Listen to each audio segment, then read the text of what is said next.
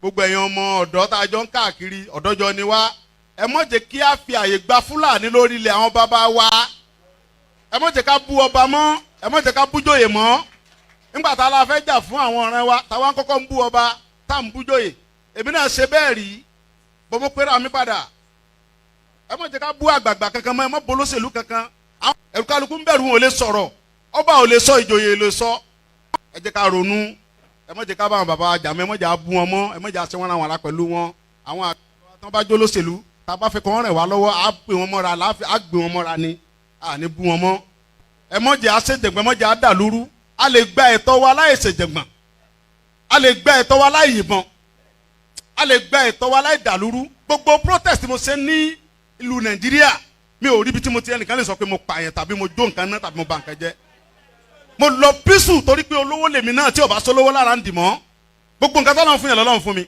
mi ṣe tálákà tó dé pé mo dìde fún jà Yorùbá big man ni mí àwọn tó jẹ́ ọ̀rẹ́ mi tó súnmọ́ mi tó ní owó ní kí ni mo wá lọ bẹ̀ pé sọ́wọ́ ni mò ń fẹ́ ni kí n sọ yìí tí mo fẹ́ mo ní ìsọ̀rọ̀ owó àní ọ̀rọ̀ ìran mi ni mò ń sọ kí n wọ gbowó kí n gbéra kí n pé mò ń lọ ọ̀dọ̀ ọba àgbowó mò ń lọ ọ̀dọ̀ oníbodè òfin gbowó kí n kójó wọlé kọ́kàn mi balẹ̀ kí n dá wa mọ́tò kí n mọ́ rìn bọ̀ kí Fúlàní mọ́ da mi dúró ń títì kí n délé kí bàbá sọ pé kí n gbé tírélà sùn kí n mọ́ gbé lọ àwọn bàbá wo lè lóko mọ́ wọn ò lè lóńdò ẹ jẹ́ ká fọwọ́sowọ́pọ̀ ká ti àwọn bàbá wa lẹ́yìn ká dá security ti wá lẹ̀ ká sọ fún wọn kí wọ́n bá wa fọwọ́ tì í ká lé wọn kó nu oko wa ẹ ṣé mo dúpẹ́ Jésù Olúwa wa.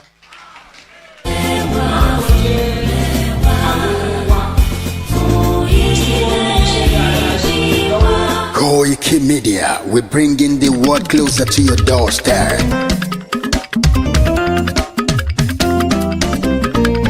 Koiki Media,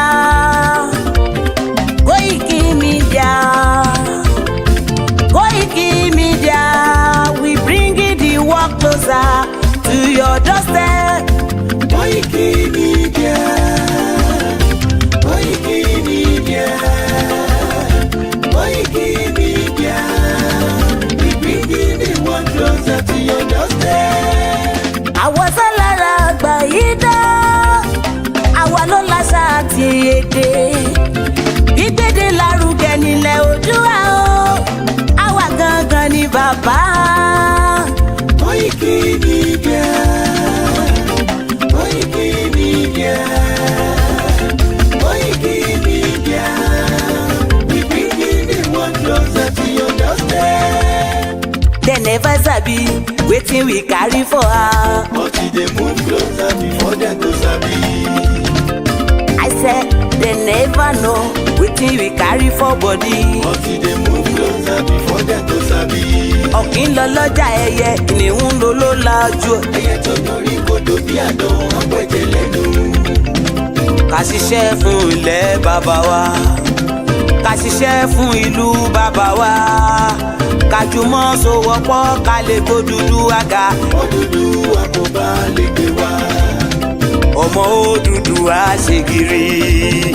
Ẹ dìde fún ẹ̀tọ́ adúláwọ̀, ká lè jọ jùmọ̀ gbé délẹ̀ ìlérí, ká wálé gba ògo ilẹ̀ wa.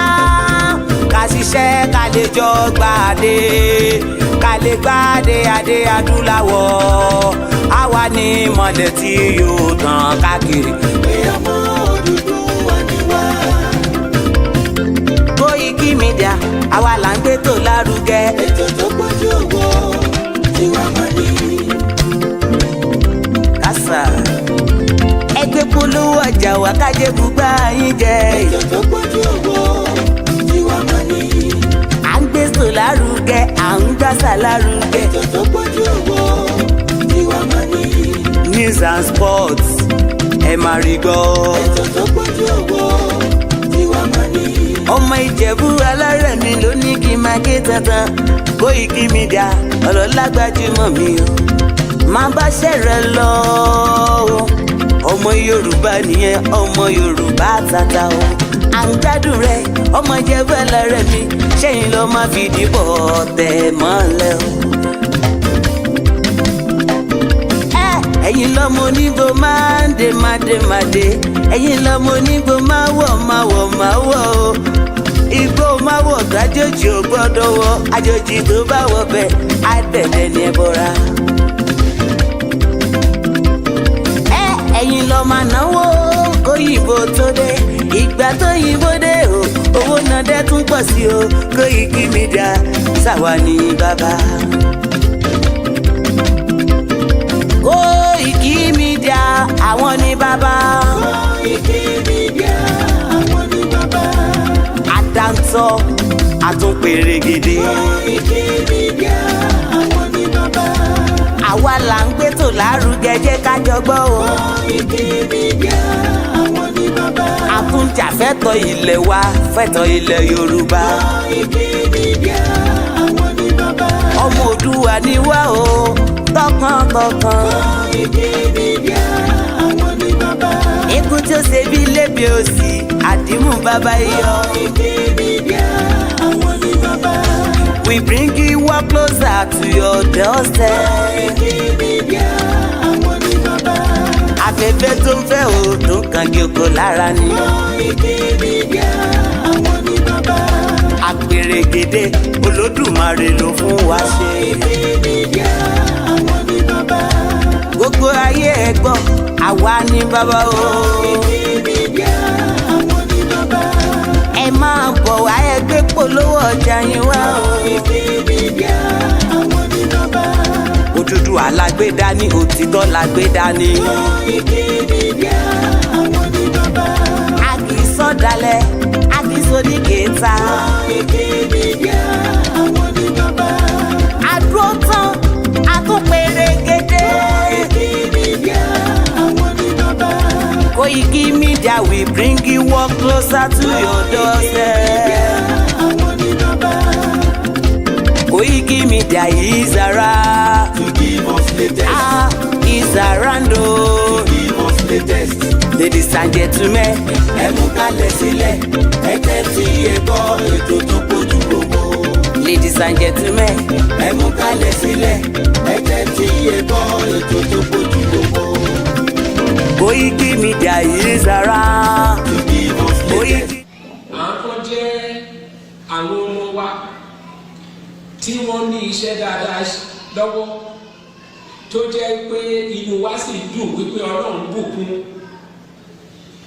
ọ̀pọ̀lọpọ̀ wọn ti bá ọkàn wọn dá májẹ̀mú wípé ní agbára Ọlọ́run by 2000 AD òmìnira máa dé fúnlẹ̀ káàrọ̀ òmìnira.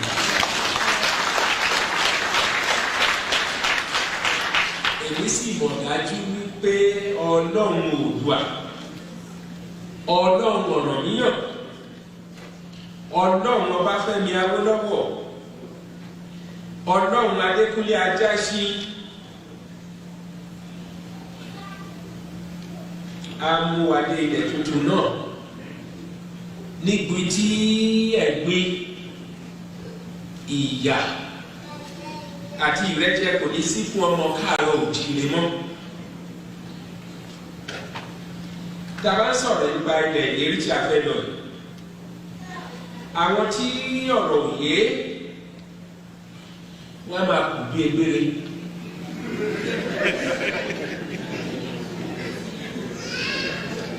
Lójú àwọn egbére tí mò ń wí, ó dàbí ẹni pé ohun ẹ̀yẹ ni kí ènìyàn máa wà nú ẹ̀gbin, nú ìyà, nú ìrẹ́jẹ. A bá sì fojú wo kì í ṣe àwa Yorùbá nìkan nìyà ń jẹ ní Nàìjíríà. Bí Yorùbá ti bọ̀ wọ́n ní àrùn tó ń ṣe ojì náà ló ń ṣọ̀ọ́dún. Ohun tó ń ṣe Abọ́yadé ń kọ́ o. Ìyà tó ń jẹ Ṣógbẹ̀yìn l'Abẹ́òkúta ń kọ́. Òun náà ló ń jẹ Súlè ní Kòńtàgò.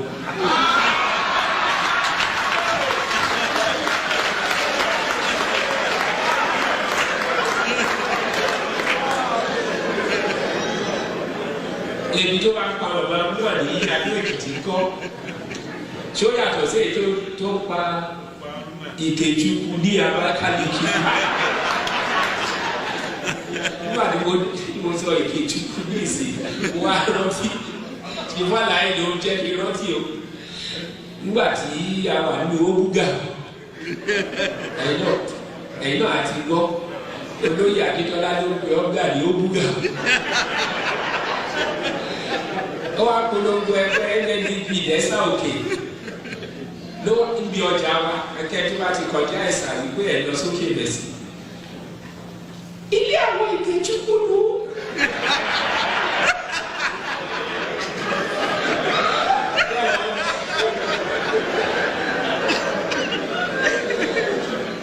Jẹ́mọ̀ àwọn aláìsí action group àti NCNC àwọn àdí ọgbà àgbà yẹn ló bá kúkú mú ìgè àti túkú ló bá pa á lọ.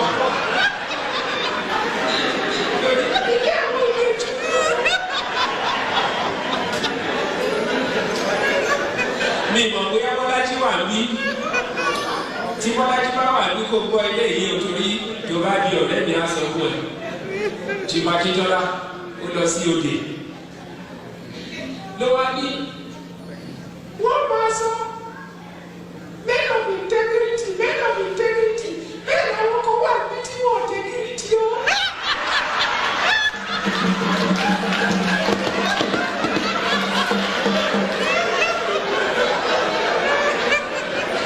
Wọ́n á ṣí ṣe òfin gbọ́ ṣùgbọ́n yẹn Àkúrẹ́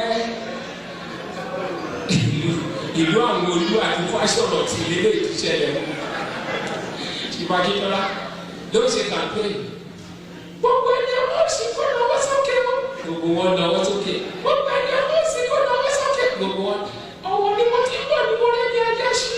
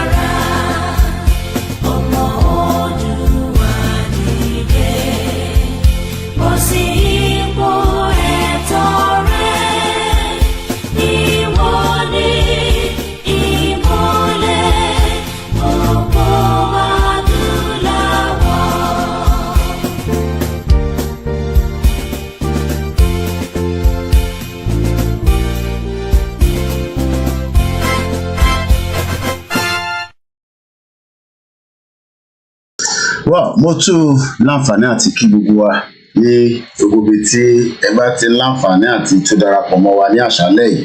Mo kí wa pé ẹ káàbọ̀ sórí ètò Koiki Media, ètò tí a fi ń béèrè fún ẹ̀tọ́ wa gẹ́gẹ́ bí ẹ̀tọ́ tí gbogbo àwọn ọmọ ènìyàn ní ẹ̀tọ́ láti béèrè.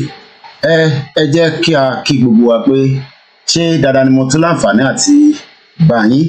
Mo kí ẹ̀yin ìyá wa, ẹ̀yin ẹ̀gbọ́n mi, ẹ̀yin àbúrò wa, gbogbo ẹ̀yin olólùfẹ́ wa tí ẹ ti ń darapọ̀ mọ́ wa ní gbogbo ibi tí ẹ ti ń wò wá. Mo kí bàbá tí a máa pè ní ọba Elédùmarè. Mo kí gbogbo ẹ̀yin Christian, mo kí ẹ̀yin Mùsùlùmí, mo kí ẹ̀yin àbọ̀rọ̀ àbọ̀yè pé ẹ máa tún káàbọ̀ láti ìlú Èkó títí dé ìlú Àkúrẹ́ lọ sí Oǹdó títí dé Ọ̀ṣun, káàkiri gbogbo ilẹ̀ Yorùbá títí dé Kogi àti Kwara àti ìlú Èkó àti Lagos tí a mọ̀ sí Lagos State. Mo kí wa pé gbogbo ẹ̀yin tẹ́ ń bẹ ní diaspora, ọba Elédùmarè a máa fi ìṣọ́ ẹ̀ àti ààbò ẹ̀ ní gbogbo ibikíbi tí a bá ń bẹ a máa fi ṣọ́ wa. Mo lọ bẹ́ẹ̀ mo kí gbogbo yín lẹ́ẹ̀kan sí pé assalamu alaikum warahmatullahi wabarakatuh. What God cannot do does not exist. Kò sí tó ju agbára Ọlọ́run lọ, nítorí pé ìtagbé dání ó ju agbára tiwa lọ, bọ̀ kò ju agbára Ọlọ́run lọ. Gbogbo ẹni tó ní ìran Yorùbá ò ní tú nínú ìdì àti ìdààmú tí àwọn òyìnbó kó wa sí látara ẹni tó ń pè ní the fraudulent 1914 amalgamation a máa bọ́ nínú ẹ̀ torí pé àwa àti àwọn ẹ̀yà tó kù a kì í ṣe ìkankan náà. Ọ̀tọ̀ọ̀tọ̀ ni ọba Elédùmarè dá wa kó tó di pé àwọn òyìnbó aláwọ̀ funfun àwọn ni wọ́n sọ pé látara olè táwọn fẹ́ jà, látara jìbìtì táwọn fẹ́ ṣe, látara pé àwọn ni wọ́n dá gbogbo wàhálà yìí sílẹ̀ tó ń pè ní Lugard àti Flora Shaw. Àwọn ni wọ́n kó wa sínú ìdààmú, àmọ́ wọ́n ń ṣiṣẹ́ fún àwọn ìlú kan tó ń pè ní Britain ni ó fún wọn ní àṣẹ pé amalgamate Nàìjíríà, bẹ́ẹ̀ bá kó Ìgbò, Yorùbá àti Haúsá, bẹ́ẹ̀ bá kó gbogbo wọn papọ̀ kọ́ nara wọn lẹ́gba. Àmọ́ tàbí à ń béèrè fún ní alẹ́ yìí òun náà ló ń pè ní self-determination. Under Article 3, indigenous peoples have the right to self-determination. By the virtue of that right, they are freely determine their political status, freely pursue their economic, social and cultural development. Mo lọ bẹ́ẹ̀ mo kí Professor Adebanji Akintoye, bàbá tó ní tí a bá ń wo ọ̀pọ̀lọpọ̀ benefit tó ń bẹ nígbà tí ìran Yorùbá bá dá dúró, tí a mọ̀ sí identity wa, èdè. Bí ṣe ń bá yín sọ̀rọ̀, nǹkan lọ ní France tó ń pè ní Cannes, gbogbo àwọn ẹ̀yà tó wá síbẹ̀ oríṣiríṣi èdè ni wọ́n ń sọ. Ká máa ní passport tiwa tó máa lè travel káàkiri gbogbo àgbáyé, a máa ní owó tiwa, a máa ní resources wa, a máa lè ṣe intern pè ní judicial system tó ń ṣiṣẹ́, ààbò tó péye tá à ń pè ní security. Ọ̀pọ̀lọpọ̀ ọmọ Yorùbá immigration our control, medical àní máa sá lọ ìlú òyìnbó lọ sí India lọ fẹ́ gba medical. Gbogbo ẹni tó fẹ́ wá kàwé ní UK, mo ní business center ní United Kingdom, àwọn náà wọ́n fi ń ṣe òwò ni. A máa ní education tó solid, àkókò tí ní tẹ́lẹ̀ náà kó tó di pé wọ́n da gbogbo ẹ̀rú. Gbogbo ohun tí bàbá Awólọ́wọ̀ tó pètò lélẹ̀ kó tó di pé àwọn tó ṣe jàǹbá tí wọ́n jẹ́ kí bàbá yẹn kó parí iṣẹ́ tẹ́lẹ̀dùmarè wá ran. Àmọ́ bàbá kan wá dìde tí a mọ̀ sí bàbá Professor Adebanji Akintoye. Àmọ́ ká tó lọ sọ́dọ̀ bàbá Akintoye ká tó kí wọn dáadáa, ẹ jẹ́ agbọ́n tí Awólọ́wọ̀ sọ, kọ́ba Elédùmarè kó fi ikú kó fi bá wa kó tẹ́ wọn sáfẹ́fẹ́ rẹ̀, kí gbogbo àníyàn bàbá Awólọ́wọ̀ kó wá sí ìmúṣẹ látòrí bàbá wa Professor Adebanji, the leader of the Yoruba self-determination movement.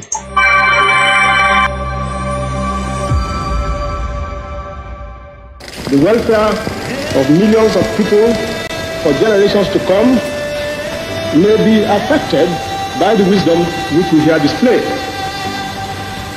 If Nigerian leaders and our British partners are to prove themselves worthy of their trust, now is the time for us solemnly and truly to dedicate ourselves to seeking the greatest good of the greatest number of our people in Nigeria.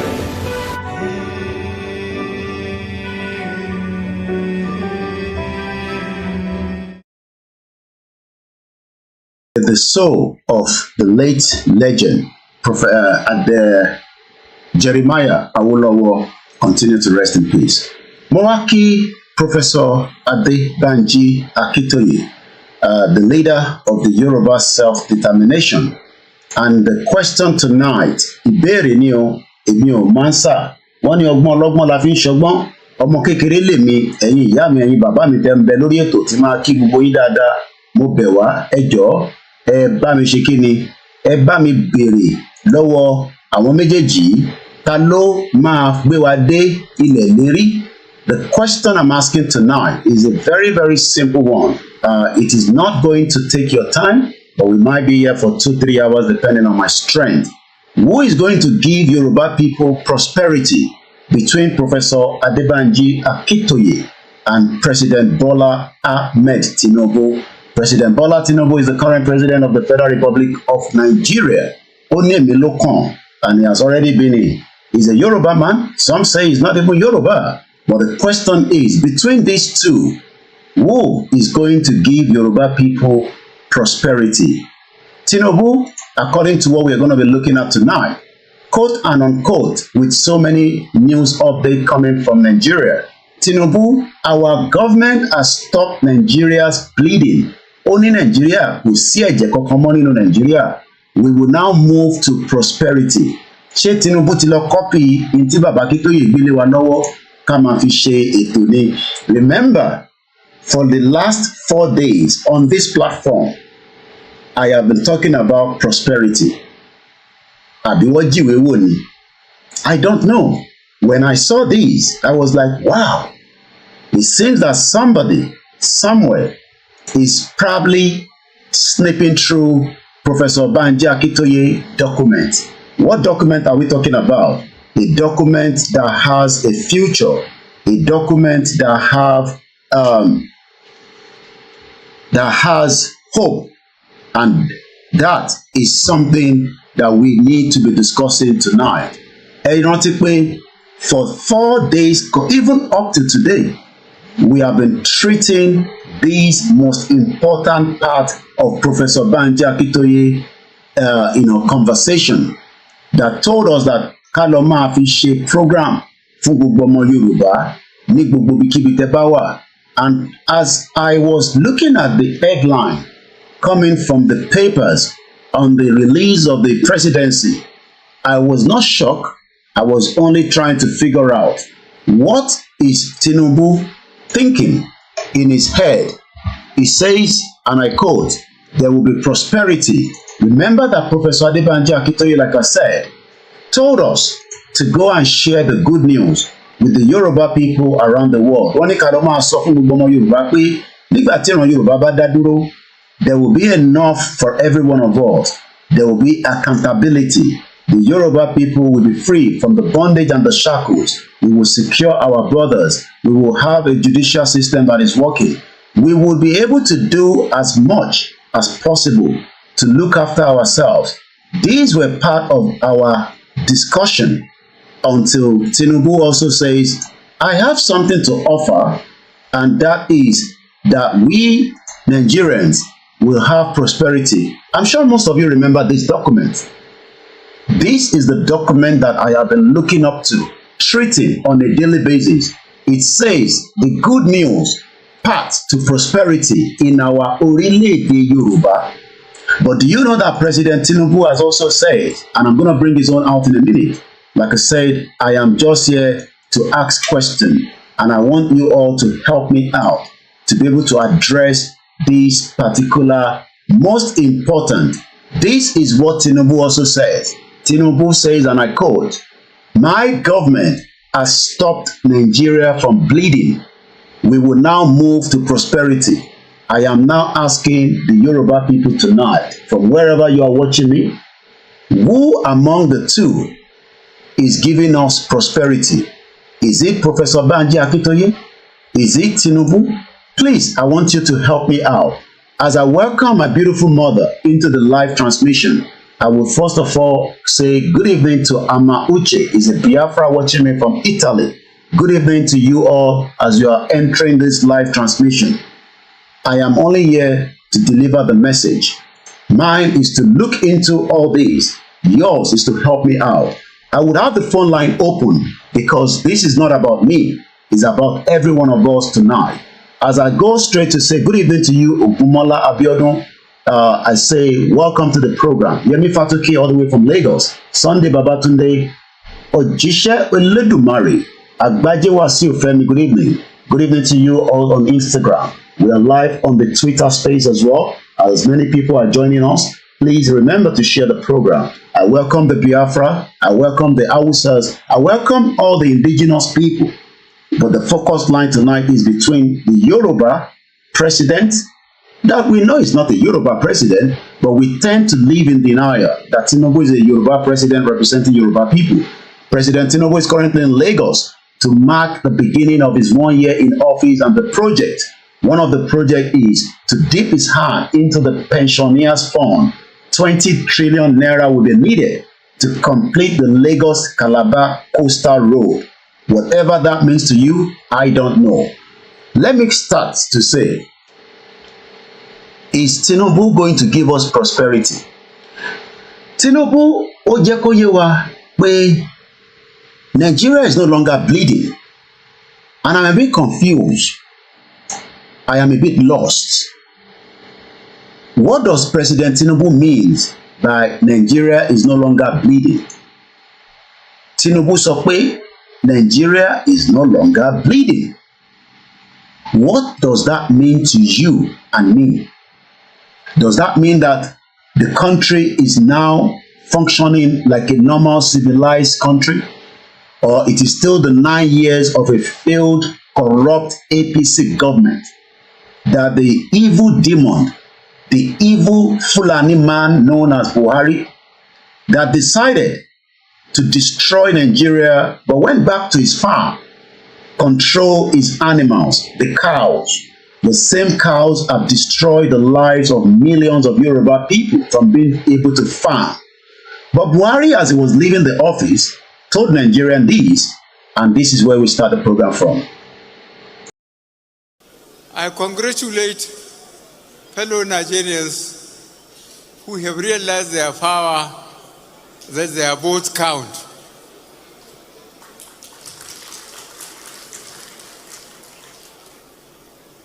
I'm looking forward to tomorrow to fly to my base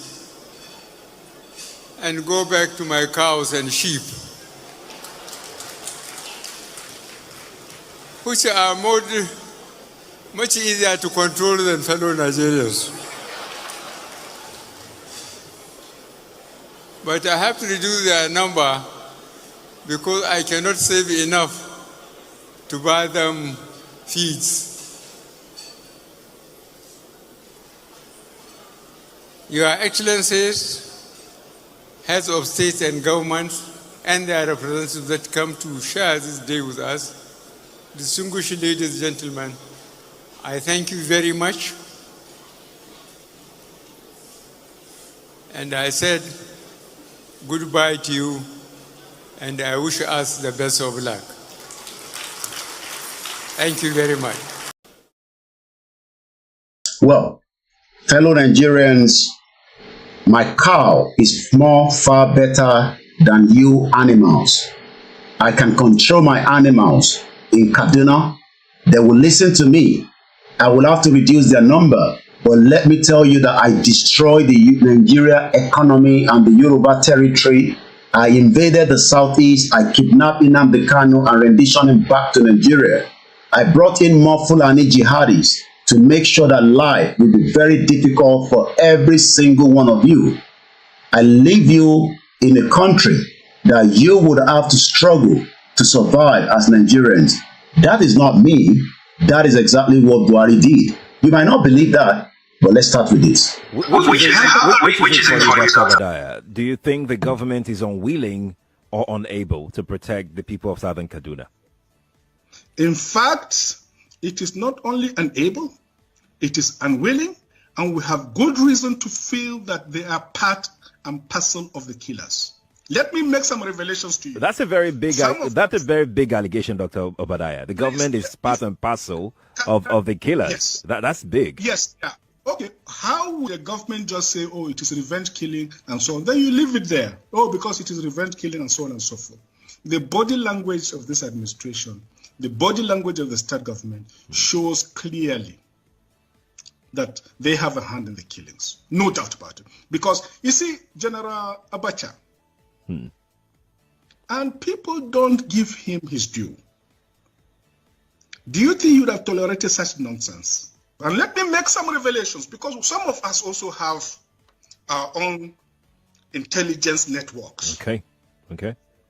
Have met with some of the bandits. We have met with some of their high commanders. One or two who have repented. They have sat down with us, not once, not twice. They told us that one of the northern governors is the commander of Boko Haram in Nigeria. Boko Haram and the bandits are one and the same thing. They have a sophisticated network. During this lockdown, their planes were moving up and down as though there was no lockdown. Moving ammunitions, moving logistics, moving money, and distributing them in different parts of the country. They're already in the south, in the rainforest of the south. They're everywhere.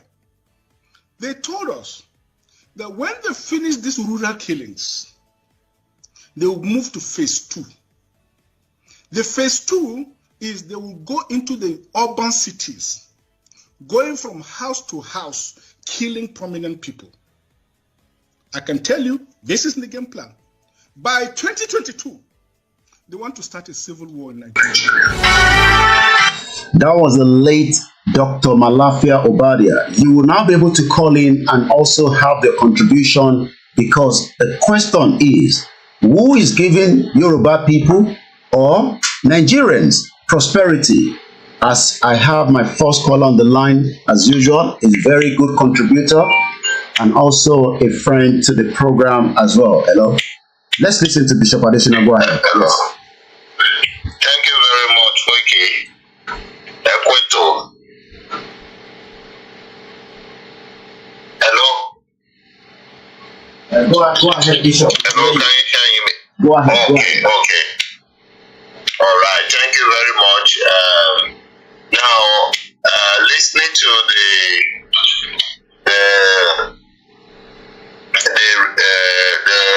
report, the Mr. President talking about they've kept Nigeria from the leading spots, and now they are now to forward toward prosperity. Whoever is still believing Nigerian government is a dead corpse.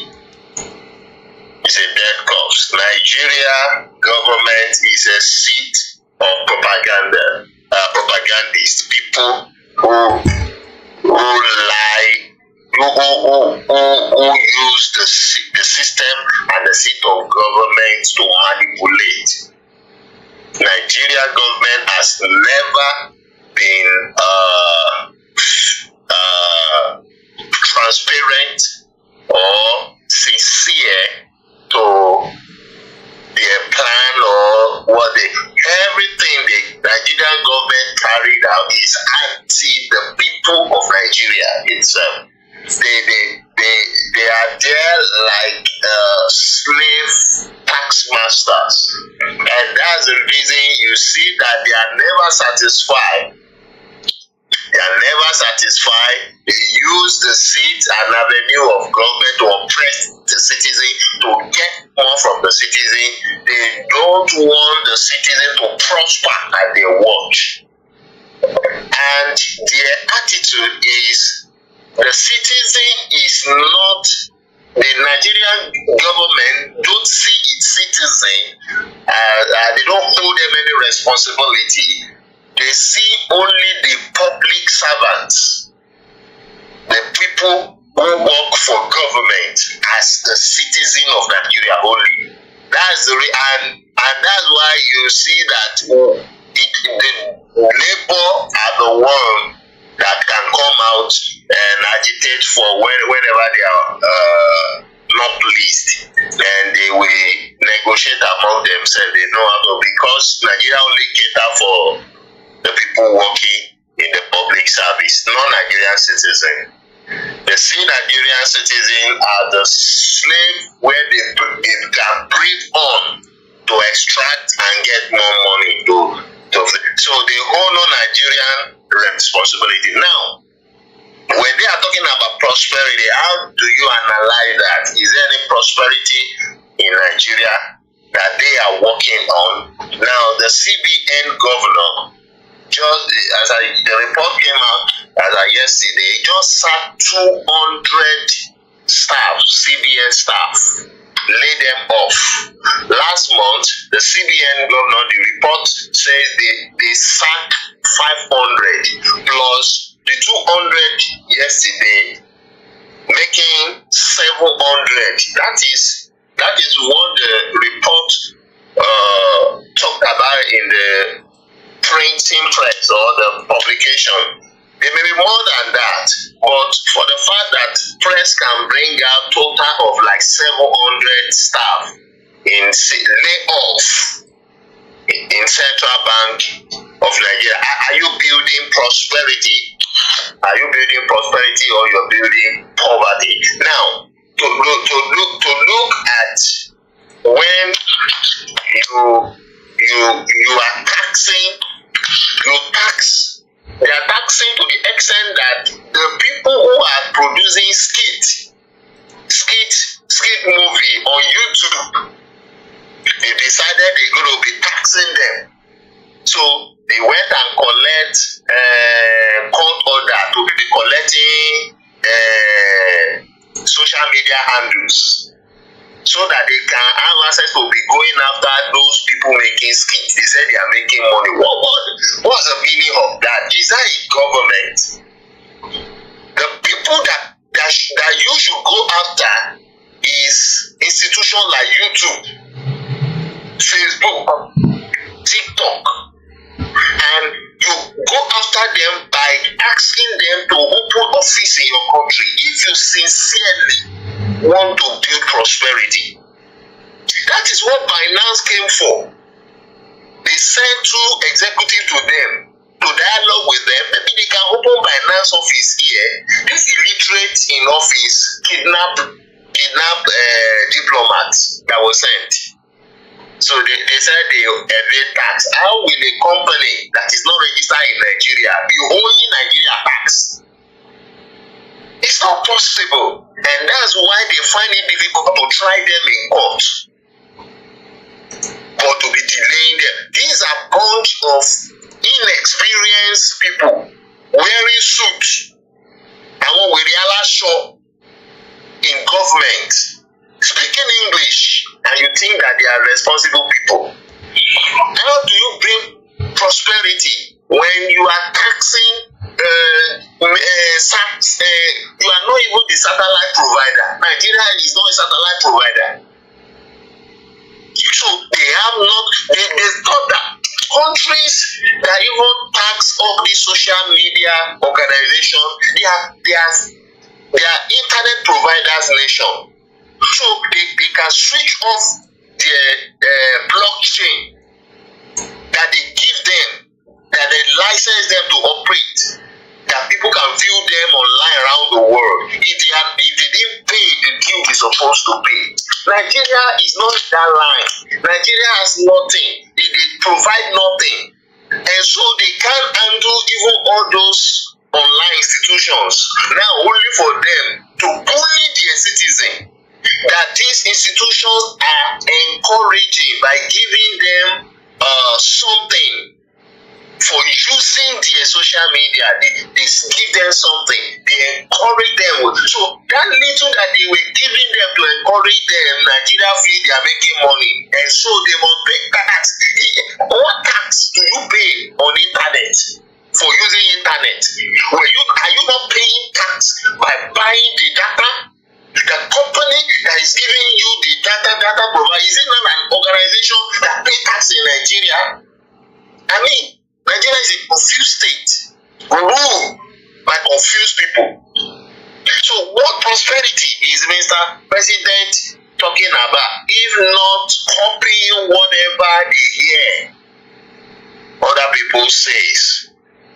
So when they listen to Baba Akintoye talking about prosperity, they feel that they need to go that direction and start talking about prosperity. Which prosperity? Where you impoverish the people.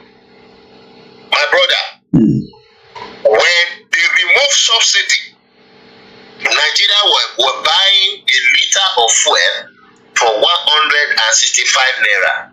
You remove the subsidy, the fuel dropped to 700. This is more than 100%. You can't even say it's 100%. If not 500% increase.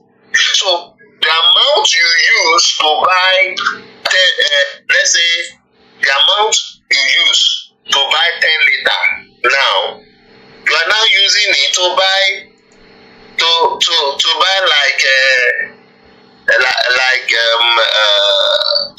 2.5 liters of fuel. So you have reduced the purchasing capacity of your citizen. You make them poorer, and you get more money. That more money that come to your covers, what do you use it to do? Is it to reinvest in the country so that you can recover the loans and the debts that the country has fallen into? No. They put the nation in disarray and crying and weeping, but they were walking about living like a drunken sailors, buying SUVs for themselves. They were not even patronizing Nigeria vehicle makers. They were spending the dollar that they don't have to buy SUV, to buy for all these senators, all the lawmakers, and all that. This is a country. This is a man. This is the people that saying that they want to face prosperity. They are not talking to you. They are not talking to Nigerians. They are talking to themselves. So you know the class of people he is talking to, not the citizen. So now they want to enrich themselves. Now they want to cash out. That's what he's talking about. So people should not get it twisted. When Nigerian government is talking, Nigeria is not for you. Don't think it's for you. Look at when they were talking about student loan. We were even saying that is it loan Oluwole give you people when he gave you people free education? Is it loan? We are even talking about that. And some people were even saying they will do something. At least let them, the loan will help them to at least go to school when they go to school. So I said, which work did they provide for you when you finish the school that you now use to pay the loan? So they will enslave you completely. But at the end of everything now, when they came rounding off the loan, everything, they said the loan will only be available for only federal universities. So what happened to all the state universities, polytechnics, private universities? What will now happen to them? I want your Rayuwa. So let me ask you, thank you so much, Bishop. What kind of prosperity is it talking about? Okay. So it's not for you. All right. It's not. Thank you so much for taking us through, the background of the country. Yeah. Do we blame the president, Bola Tinubu, for not giving the prosperity that you're talking about? Or do we blame the party as a APC? Who do we put the blame on? The president is not even gone to the bleeding, because the president says that the government has stopped Nigeria's bleeding. I know bleeding has a lot of meaning. I was looking at the data as at the Vanguard some few months back, and the Vanguard is on the March 23rd, 2024, and I'm not making this up. It's in the newspaper. There's a record. I have it shown on the screen. Killing field, 6,931 people have been killed under President Bola Tinubu in office in the first 10 months. But the president says, quote and unquote, the Nigeria government has stopped the bleeding. We know we've talked about the prosperity. Is Nigeria still bleeding, according to you? Thank you very much. You know, when you allow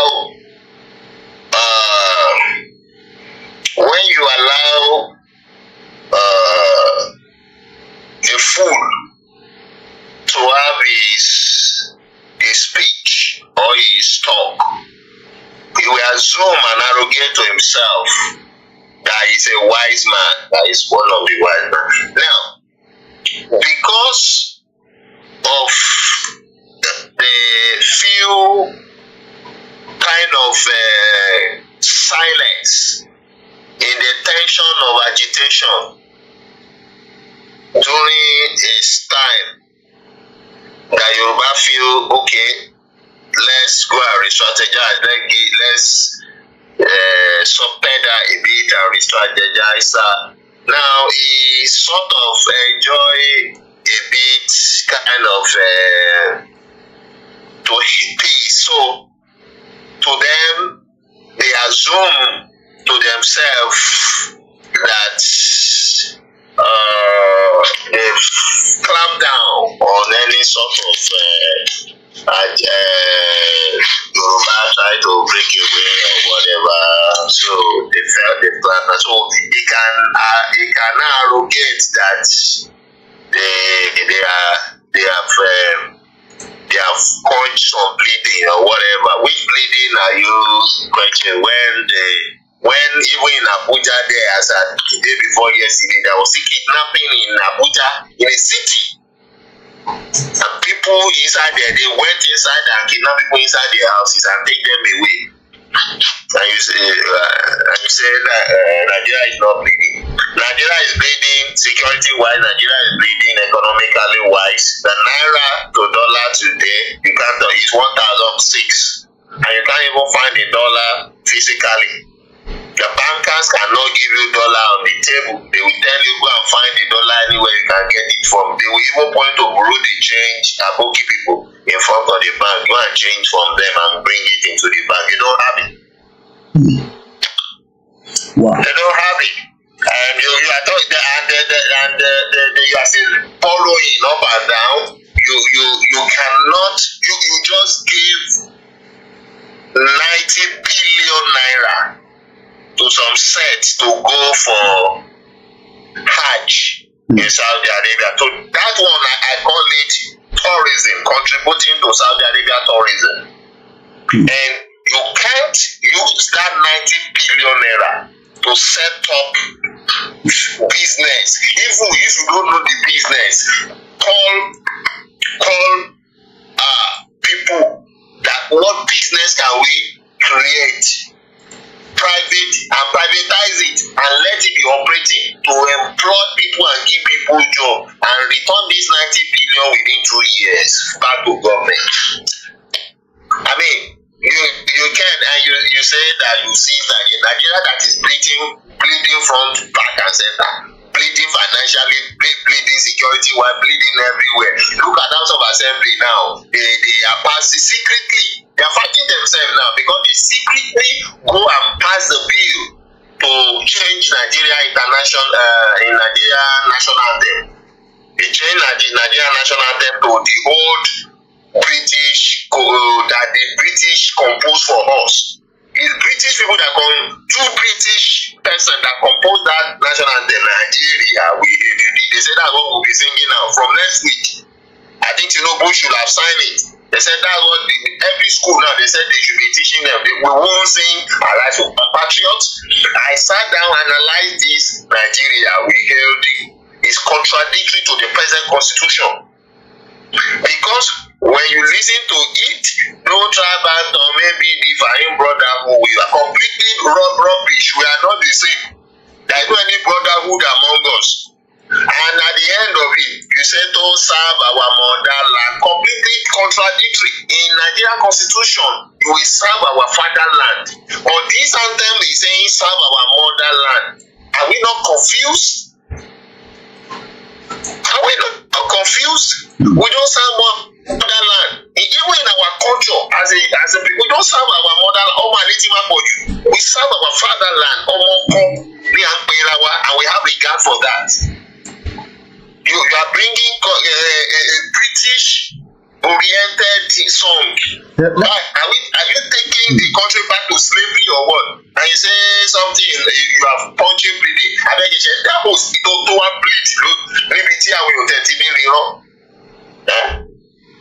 Sorry, that you want to ask questions. Sorry. What I'm trying to figure out now is, it seems that out of the two of these gentlemen, one is an elder statesman, the leader of the movement.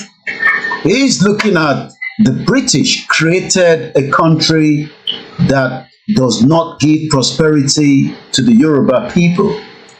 And I'm just quoting from one of the topics that we've been treating out of the goodwill's path to prosperity in our ORILEEDE Yoruba. We've talked about Tinubu.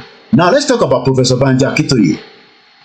Is Professor Adebanji Akintoye giving or leading Yoruba people out of Nigeria into a prosperity? What is your take on that? Emphatically, yes. Baba Akintoye has it's not because I'm working with him.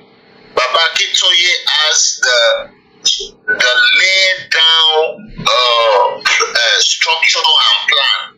And apart from that, there are many other contributions submissions that have been submitted, that have been vetted and approved, that is in archive. You see, there is nothing. Well, if we have Yoruba nation today, there is nothing new that we will be running after. That we need to do this. Everything is on ground. We just need to back them with back them with law, constitute ourselves and back them with law, and started rolling them out. So now, if there was a speech that Baba make in Yoruba radio in January this year. I have the copy of the speech. I think I sent them to you. You will see what they have concerning agriculture, how they will run agriculture, and how they will sponsor farmers and the government farm itself. How international investors will be encouraged to come in into not this subsistence farming that people are doing. Mechanized farming. We have all the land, all the equipment that is needed for the farming. If government is not bringing in, if the private individual bringing in, it will have less tariff to encourage more equipment that enhance farming. But all these things, what these people in government are not looking at, they don't even care. Imagine a state government did not even have a cassava farm. Ministry, they have Ministry of Agriculture, they have Commission for Agriculture. What are they agriculture? What are they choring? What is it that they are choring? They are just there collecting allocation. So what is the difference between these two individuals? What is the difference between them? Between Professor Adebanji Akintoye and President Bola Tinubu? The difference is conscience. One old man is experienced and has conscience. The other, younger, said to be experienced but had no conscience. He's selfish. Even when they called him and told him that don't run for this thing, let it end with this man.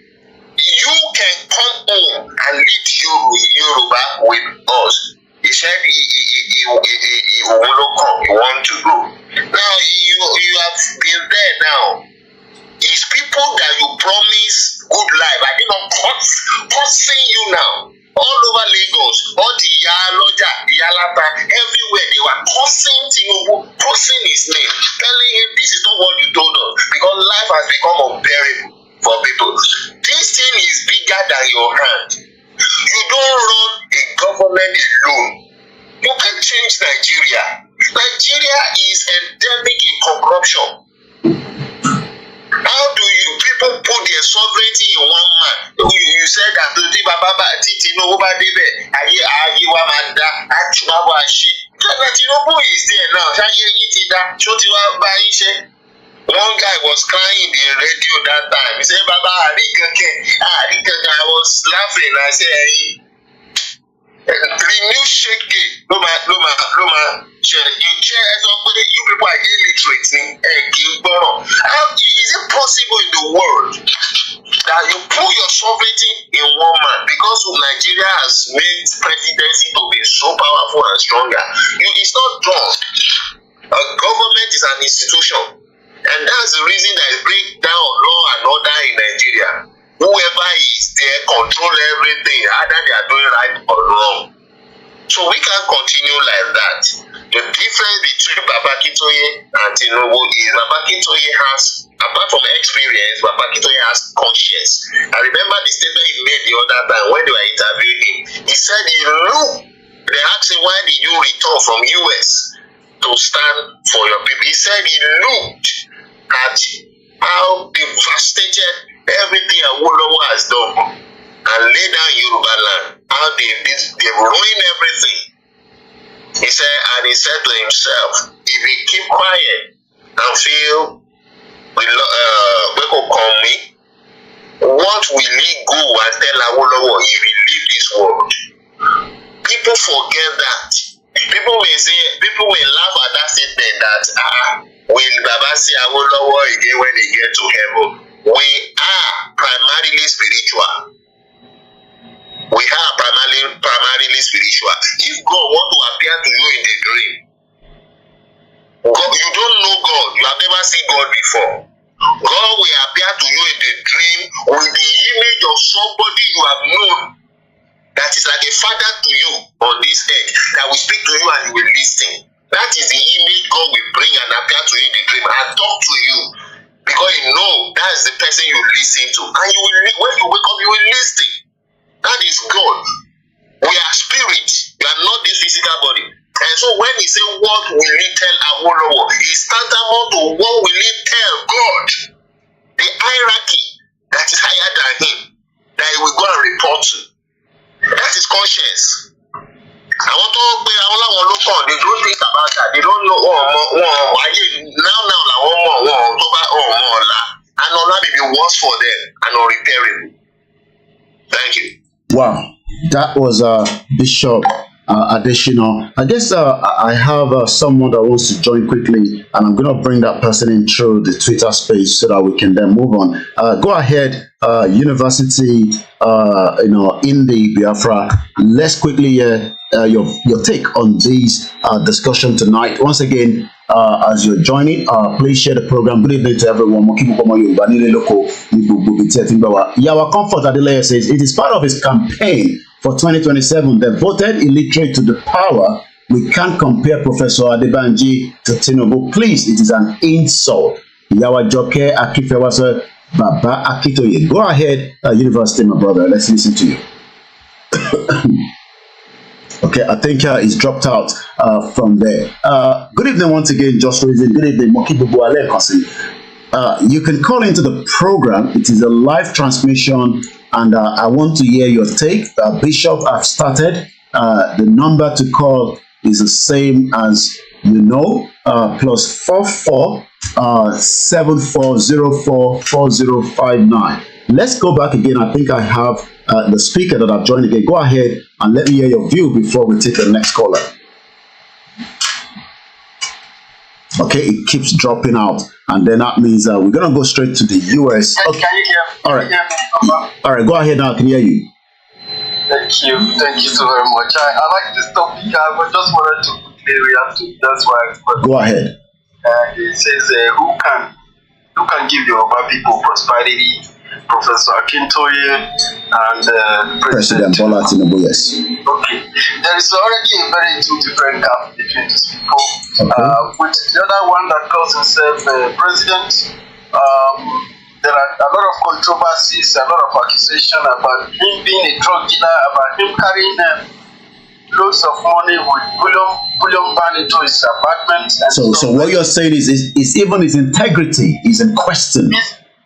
Yeah, I mean, even his certificate, his age, and the age of his children, there are a lot of controversies about him. And if somebody has been into drug, and you became a father of a nation, you became a president of a nation, what are you teaching the young people to go into drug game, to go into criminality, to go into corruption, to go into all manner of crime, to go into robbery of money, and to go into touting and agberuism? Okay. That is not the future we are looking for. Then, if you look the other way around, you talk about professor. Okay. The name alone means that this guy is a well-read somebody. He went to school. Will you say because he's a professor that a professor, there's a president, it's still different. I mean, the weight of the president and the professor. Yes. Go ahead. The name professor alone is already inspiring somebody. Okay. So what about if somebody say, I'm also inspired to be a president? Who is a president? I'm just trying to be, the devil advocate here tonight. Go ahead. It's different with this ethnic identity they call Nigeria.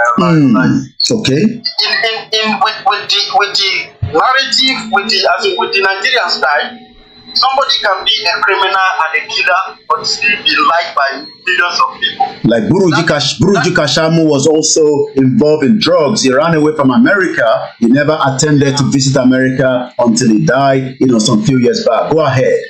Yeah, there are a lot of criminals, but they control many followers, but they are criminals. They are bad guys. People know that. Like Yaya Bello. Exactly. Like the vice president of the drug lord. Shetima, a terrorist man. He's also a terrorist. You have seen him shake hands and eat together with terrorists. Okay. You visit them, he knows where the terrorists are. So, but he has followers that like him. But for the future that we are looking for, what we are looking for for the next generation, I might not be the one that is going to enjoy it. Unlike what you are fighting for today, you might not be the one that is going to enjoy this country. But you are building something for people who are coming so that they don't go through what you have gone through. Okay. So somebody like Professor Akintoye, who is very hardworking, for him to get to the level of professorship, it means that he works so hard to get there. And he's being futuristic. He wants to, he's an old man. And he can just decide to go to America, stay there the rest of his life. Who cares? Okay. But he knows the pain of fighting for freedom. He knows what it takes to fight for freedom, the pressure, the energy, the fight, the accusation, the abuse, the blackmail, what have you.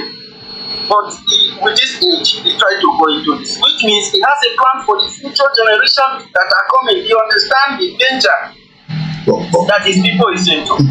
But this guy, go ahead. I'm listening. The president guy, the drug lord, does not have this thing. He doesn't. All right. Let's put the prosperity on the side. Okay. For his people, for Yoruba people, he wants to build them. He wants to take them out of corruption. He wants to take them out of this evil they call Nigeria. He wants to give them back their original identity. Okay. Be enslaved in their own land. You understand that his people are lost it. He wants to take them but what is wrong? What is wrong in the creation of the Nigeria? And I want to link it now to the Biafra. Tinubu also says that Nigeria, in the southeast, the bleeding has stopped, and there is going to be prosperity. There is no need for the Biafra to pull out of Nigeria. What will you say to that? He does not decide for Biafra people. Nobody decides for us. But he's the father of the nation. Tinubu is the father of... He's the father of corruption, the father of Nigeria. Wow. Let me tell you, Nigeria is not created by Nigerians. My parents were not consulted. My family members, my tribe, my union, my area, my region was not consulted. We didn't vote in Nigeria. And the people who concocted that thing were not Nigerians. As in, they could be the Nigerians because they have, and the name Niger has nothing to do with the African culture. Okay, I'm getting a breaking news. I got to confirm that before I mention that one of our leader, Afenifere, but I'm going to confirm that. But go ahead before we announce that news. Let me just make that confirmation. Go ahead, my brother, and then I'll come back to you. What is very wrong about Nigeria is that Nigeria is criminally and created by individuals who were not from Africa.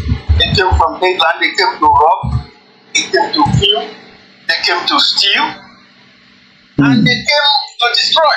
And that's exactly what they came to do. They came to my land, they steal from us, they rob us, and when they even took people along and enslaved them, used them for slavery. So they started human trafficking, they started the transatlantic slavery, they were picking people from my region. I don't know about other places, but they did it in the coastal region, and they took my people. Somebody like this have no future for my people. He only came to enslave my people. He took. But can you confirm that it is a temporary sacrifice? President Bola Tinubu tells Nigerians, amid the biting economic hardship, everything will be resolved. Biafra does not need to pull out. Oduduwa does not need to pull out. Arewa does not need to pull out. We can fix Nigeria. What will you say before I take more calls? The line is busy. Go ahead. you started with a word of temporary sacrifice. So, using that word. It's Tinubu that said so, no be me. Don't pin it to me. Because you don't want pin to me. I know one problem. No, I don't want pin to you. You my guy. Go ahead. He used the word temporary sacrifice. I don't know what it means that we Biafra people should suffer from a little more. That is something that we cannot risk. We have a plan for our people, and we have experts who are working on this plan. We have people putting their resources into it. Biafrans have a much more better future than whatever Nigeria can offer. Nigeria can never offer us anything good. If you want to make that sacrifice, let him give Biafran some money. Let him pay into Biafran liberation funds, and we will utilize that money. You are a bad guy. You want the president to also pay into the Biafra and fund it. Wow, I love this one. This Biafra, they're not easy. Make Tinubu put money inside your coffer, so you can use it for your own purpose to make things work for you. Wow, I love that. Yeah. You know why? Yes. Why they put billions of dollars in building coastal roads. And today they have no. It's pension people's money. Now pension people's money. Let us always quote that. They wasted the money. And there are many projects like that where they have wasted such money. But we Biafrans are telling them, if they give us that money, let them give us few months or 1, 2, 3, 4 years. They will see what we will become. Wow. All right. Stay there. Don't go anywhere. Just mute the mic. I know there's still more requests, but let me take more call that is coming from this end. Tonight is all about Tinubu and Professor Akintoye, and we can also link that with all other Nigerians, especially the indigenous ones that wants to exit. I can't confirm the news that I'm reading, because this is a platform that whatever I say will go straight in. I've read the comment, but I want to make sure that I confirm that, so I will not mention that comment yet. I will leave it like I didn't see it, not that I didn't see it. Let's take the next caller coming from the US, and I know that there's another request coming through from Ellen Peter. Bear with me, I don't want us to get it all modeled together. After this call, Ellen Peter, don't go anywhere. I know you're there. Go ahead, my brother. Tonight is a very important discussion. Go ahead. I can see it's a very hot one tonight. I greet everyone on Koiki platform tonight. Particularly I greet my Biafran brother, and I greet Bishop Adishina and everybody else who have spoken. The question is a ridiculous one. Let me put it that way. Ridiculous in the sense that the question is, who is going to take Yoruba people to prosperity? Yes. Is it President Bola Tinubu or is it Prof Adebanji Akintoye? Just like my Biafran brother talked about the transatlantic slave trade, I will pick it up from there. That in the transatlantic slave trade, we had the Fit Negro and we have the House Negro. I will compare President Bola Tinubu to House Negro. House Negro are the people that fit inside the house, live inside the house, and get clothed by the slave master. Okay? So, and they are the ones that they send to administer the slaves when they are in the plantation. So, the ones in the plantation working hard, those are the field niggas. So, therefore, it's the British that said they created Nigeria, and then they deceived us to say they handed the hands off from Nigeria, and they were now having self-governance, deceiving us and ruling us by proxy, using the field Negro, using the house Negro, like President Tinubu and Muhammadu Buhari and the likes of others that's ruled over that country.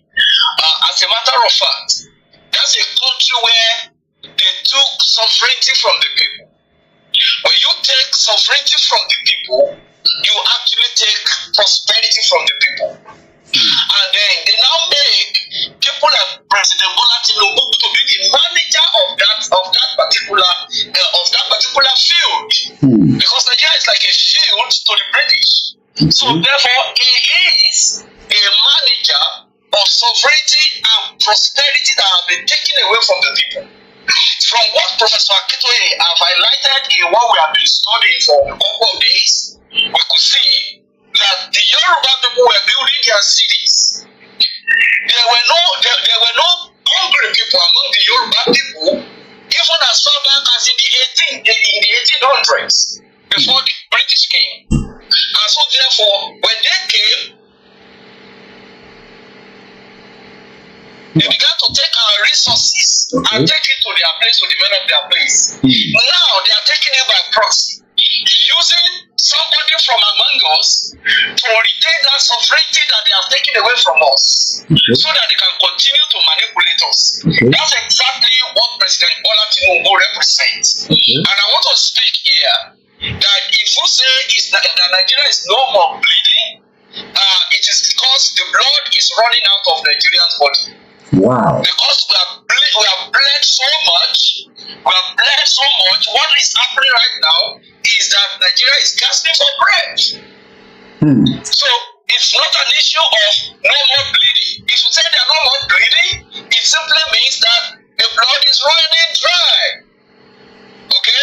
And that is the situation. Now, coming back to Professor Adebanji Akintoye, the difference between them is that Professor Adebanji Akintoye is not in the movement to restore the dignity of the Yoruba race as a self-ambition. It's not a self-ambition. But we all hear President Bola Tinubu that it is his own lifelong ambition to one day become the president of Nigeria. So that tells the difference. Is there anything wrong in that? That simply tells. No. That is his own self-long ambition, which means it is self first. And the position he is holding on an estate that some people have taken over the sovereignty of the people. They have taken the prosperity from the people. Nigerians, I will always say, no longer have citizens. You get what I'm saying? And that is why the basic need, the basic purpose of governance, which is the security and welfare of the people, is no more in the equation. That is why Bishop Adesina said that in a country where they said they remove subsidy and they're using this money to fund their own luxurious lifestyle, buying SUV, and then subsidizing a few people to go for pilgrimage.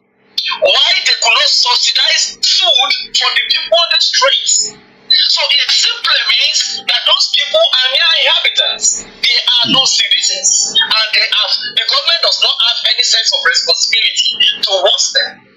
So what are we talking about?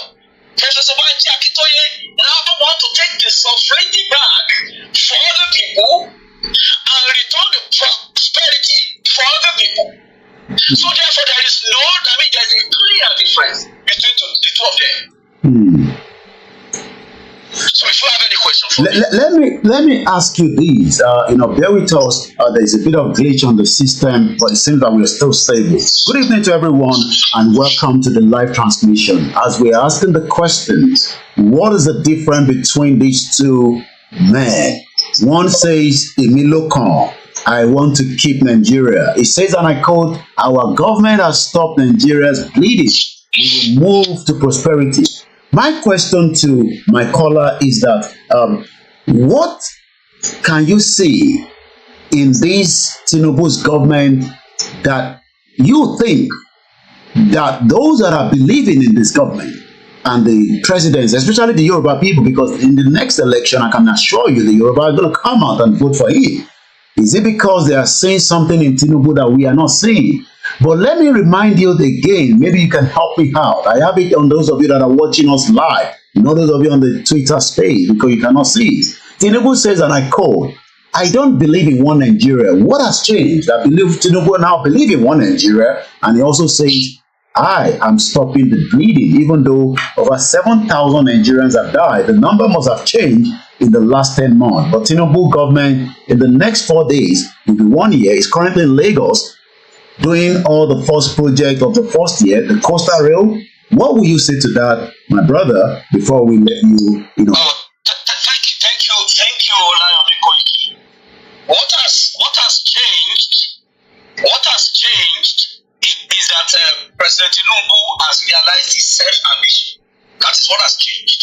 So when he was saying he does not believe in Nigeria, it is because he had no access to the power that he so much desired. Now that he got it, that is what has changed. But you are not asking me that what should we expect, or what should we expect? What I will tell you is this: this government is simply nothing but deceit. Okay? And unseriousness. Deceit and unseriousness. And what do I mean by that? The people are groaning right now on the streets that they are hungry. And as I've said, the people in government are living luxurious lives. Did you see? I read it in the Daily Trust that did the analysis of the pay of senators all over the world. They compare that of United States. The United States senators earn $74,000, and a Nigerian senator earn $2.something million. You see, it doesn't make sense for a country that is bleeding and is even running out of blood right now. And then, like I said, it's also on seriousness, in the sense that if you see recently during the course of the week, senators were discussing that Fulani herdsmen, they were talking about insecurity, and they were saying Fulani herdsmen are killing people, moving from Sanfara and going to Makodi and killing everybody along the way. And what did they say? At the end of the day, cannot even boldly mention Fulani. You will say some people. That is the kind of people who are running government. That is unseriousness. That is insincerity. And again, they were able to quickly pass a bill to return to the old national anthem, the one that was composed by two British citizens in 1959. How many years ago? They are taking a reverse back to 1959. And they say that is what they are moving on to. And to tell you how serious and how jobless they are in the National Assembly, they were able to pass it through first and second reading. And it's ready now for accent. Before they start introducing it. Is that a serious country? What is going to be the effect on that, on our national economy? That people are dying of hunger, people are dying of insecurity at the moment. And just like Bishop Adebanji said, they are talking about calling us tribes, Medieval. Are we tribes? We are not tribes, we are nations. Which means that national anthem that they are even going to is not relevant to our situation. But because they are jobless, they are insincere, they are lazy-minded people, they are just there just to sit down and collect money at the expense of people dying on the streets. And that is why I keep saying, anybody who thinks he's a citizen is only deceiving him or herself. Anybody in Nigeria, they are mere inhabitants. Wow. Thank you so much. That was another caller. Later see Orieto, she gonna caller. Again, Tafa Balewa says, and I quote, since 1914, it is all about that 1914. Something seems not to be right with the 1914, the fraudulent amalgamation put together by Lugard on behalf of the British. And a quote says, since 1914, the British government has been trying to make Nigeria into one country. My question is, what do we do? Kila ma se to upturn this British intention, this aniyan, these British reasons to keep Nigeria into one country. But the Yoruba people says we don't want Yoruba nation. We want to keep Nigeria because we believe in President Bola Tinubu that says, I'm cold. Our government has stopped Nigerians bleeding and we are now moving into prosperity. But those previous leaders, up to the former President Goodluck Ebele Jonathan, this is what we heard from them. I am not the one quoting. This is exactly what was said. But before that, Akinola George says this about 2017. Has anything changed since 2017 till now? Mr. Fab says millions of Yoruba youth are out of school. Just reasons in Nigeria is a country that has failed in every way, but the 7-letter word in the name, Shio, Tinubu and his northerners counterpart have succeeded in turning Yoruba elders into beggars and the Yoruba youth into almajiris. Olutobi Oluwase says politicians' children taking over the political seat. Good evening and share the program. Ireti Ibisua says, Ekushe takuntakun. If you are new to the platform, Mr. Sunodu says Nigeria has already bleed to death. It is now going through the funeral ceremony to the 6 feet. I love that particular comment there. Once again, it's 11:30 from London, where the transmission is coming from. It's all about the self-determination. This is what Akinola George said some few years back, not too long, about 2017. Impediment to Yoruba development. It's the impediment to Odua development. Without Nigeria, we won't be where we are. 1962, we were far ahead of South Korea and North Korea. We were far ahead of China even. We had television before France. We had radio before South Africa. Now look at where we are today. I think it's a shame that even any Yoruba man can be talking about restructuring at this point in time. What are we restructuring? This country that is already shot to pieces? I don't think that's what we want. But they are always talking about giving Nigeria a chance. The patience of Yoruba with Nigeria has come to an end. If you don't allow we Biafrans to go, that zoological republic called Nigeria will be a worse place than Somalia. And today it is happening. And if you have not applied for your Somalian visa, please try and do so. Should I say Somali visa? Try and do so as quickly as possible, because the zoo is on the path of destruction. And there is nothing man can do to reverse it. Mark today's date and what I'm telling you. Nigeria will be destroyed beyond human comprehension. Thinking about how we've been having this conversation about the unity of Nigeria. And I reflect back at some of the prominent statements made by some of our founding leaders. And I feel that probably this will help us to have a conversation on the Nigerian unity. I just brought four, not to bore you. First, and I quote, not my statement, Nigeria is not a nation. It's a mere geographical expression. There are no Nigerians in the same sense as there are English, Welsh, or French. The word Nigerian is merely a distinctive appellation to distinguish those who live within the boundaries of Nigeria from those who do not. This is accredited to Chief Obafemi Awolowo, the former Prime Minister of the Western region. The second one, and I quote, it is true that we politicians always delight in talking loosely about the unity of Nigeria. 60 years ago, there was no country called Nigeria. What is now Nigeria consisted of several large and small communities, all of which were different in their outlooks and beliefs. The advent of the British and that of Western education has not materially altered the situation. And the many and varied communities have not knit themselves into a composite unit. This is accredited to Sir Amadu Bello, former Premier of Northern Region. The third, and I quote, since 1914, the British government has been trying to make Nigeria into one country. But the Nigerian people themselves are historically different in their backgrounds, in their religious beliefs and customs, and do not show themselves any sign of willingness to unite. The Nigerian unity is only a British intention for the country.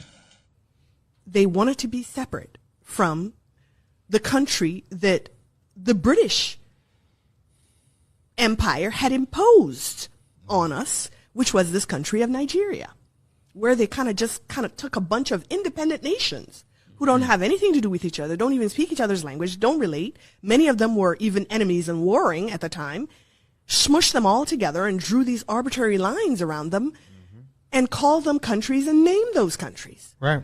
And then said, now y'all get along and do a country for us and be a union for us. And then go through, contentious, bloody independence processes that never really yield any real independence. You're still part of a commonwealth afterwards. True.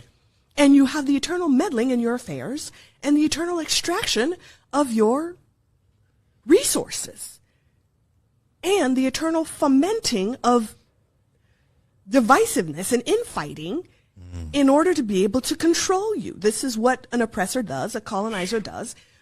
These are tactics and strategies of dominance. Right. We were subjected to that as a larger unit of Nigeria.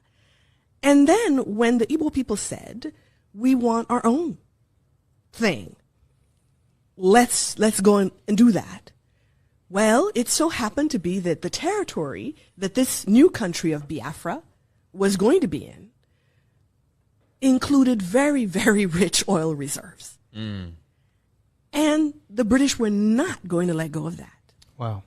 And the people that they had put in power, their puppet Nigerian governments weren't going to do that either because they needed it for the Nigerian project. Right. And Britain needed it for its own interests and uses. So Great Britain got directly involved in this civil war and in the war for independence and decided that they would do everything to make sure that Biafra did not go. Wow. And this everything meant directly funding genocide of the people of Biafra.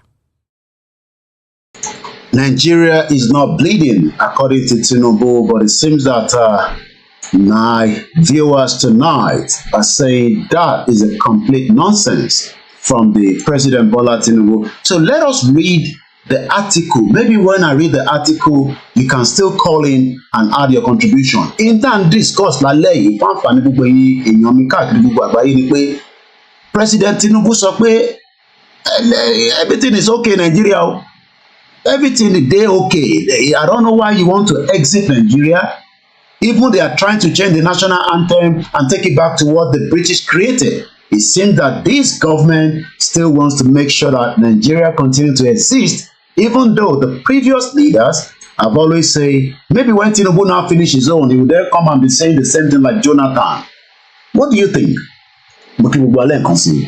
Tinubu, our government has stopped Nigeria's bleeding. We will now move to prosperity. President Bola Tinubu has stressed the importance of strengthening the local government, accusing the state governor of hindering the local government growth.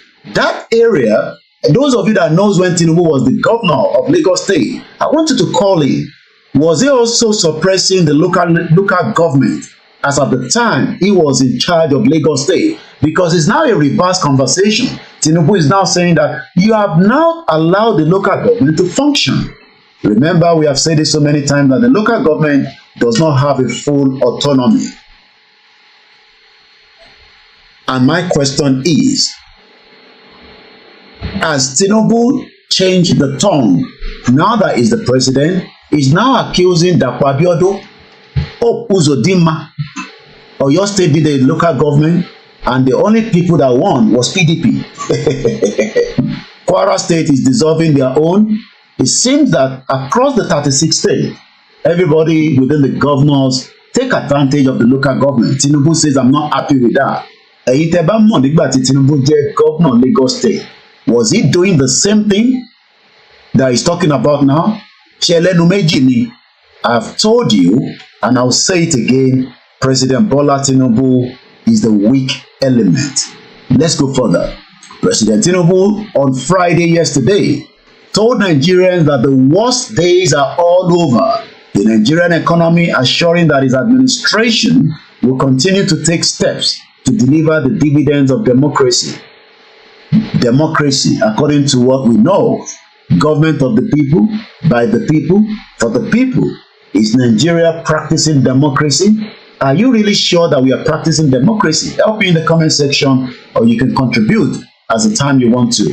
The president also accused the state governors of being a clog in the wheel of development of the local government as the third tier of the government.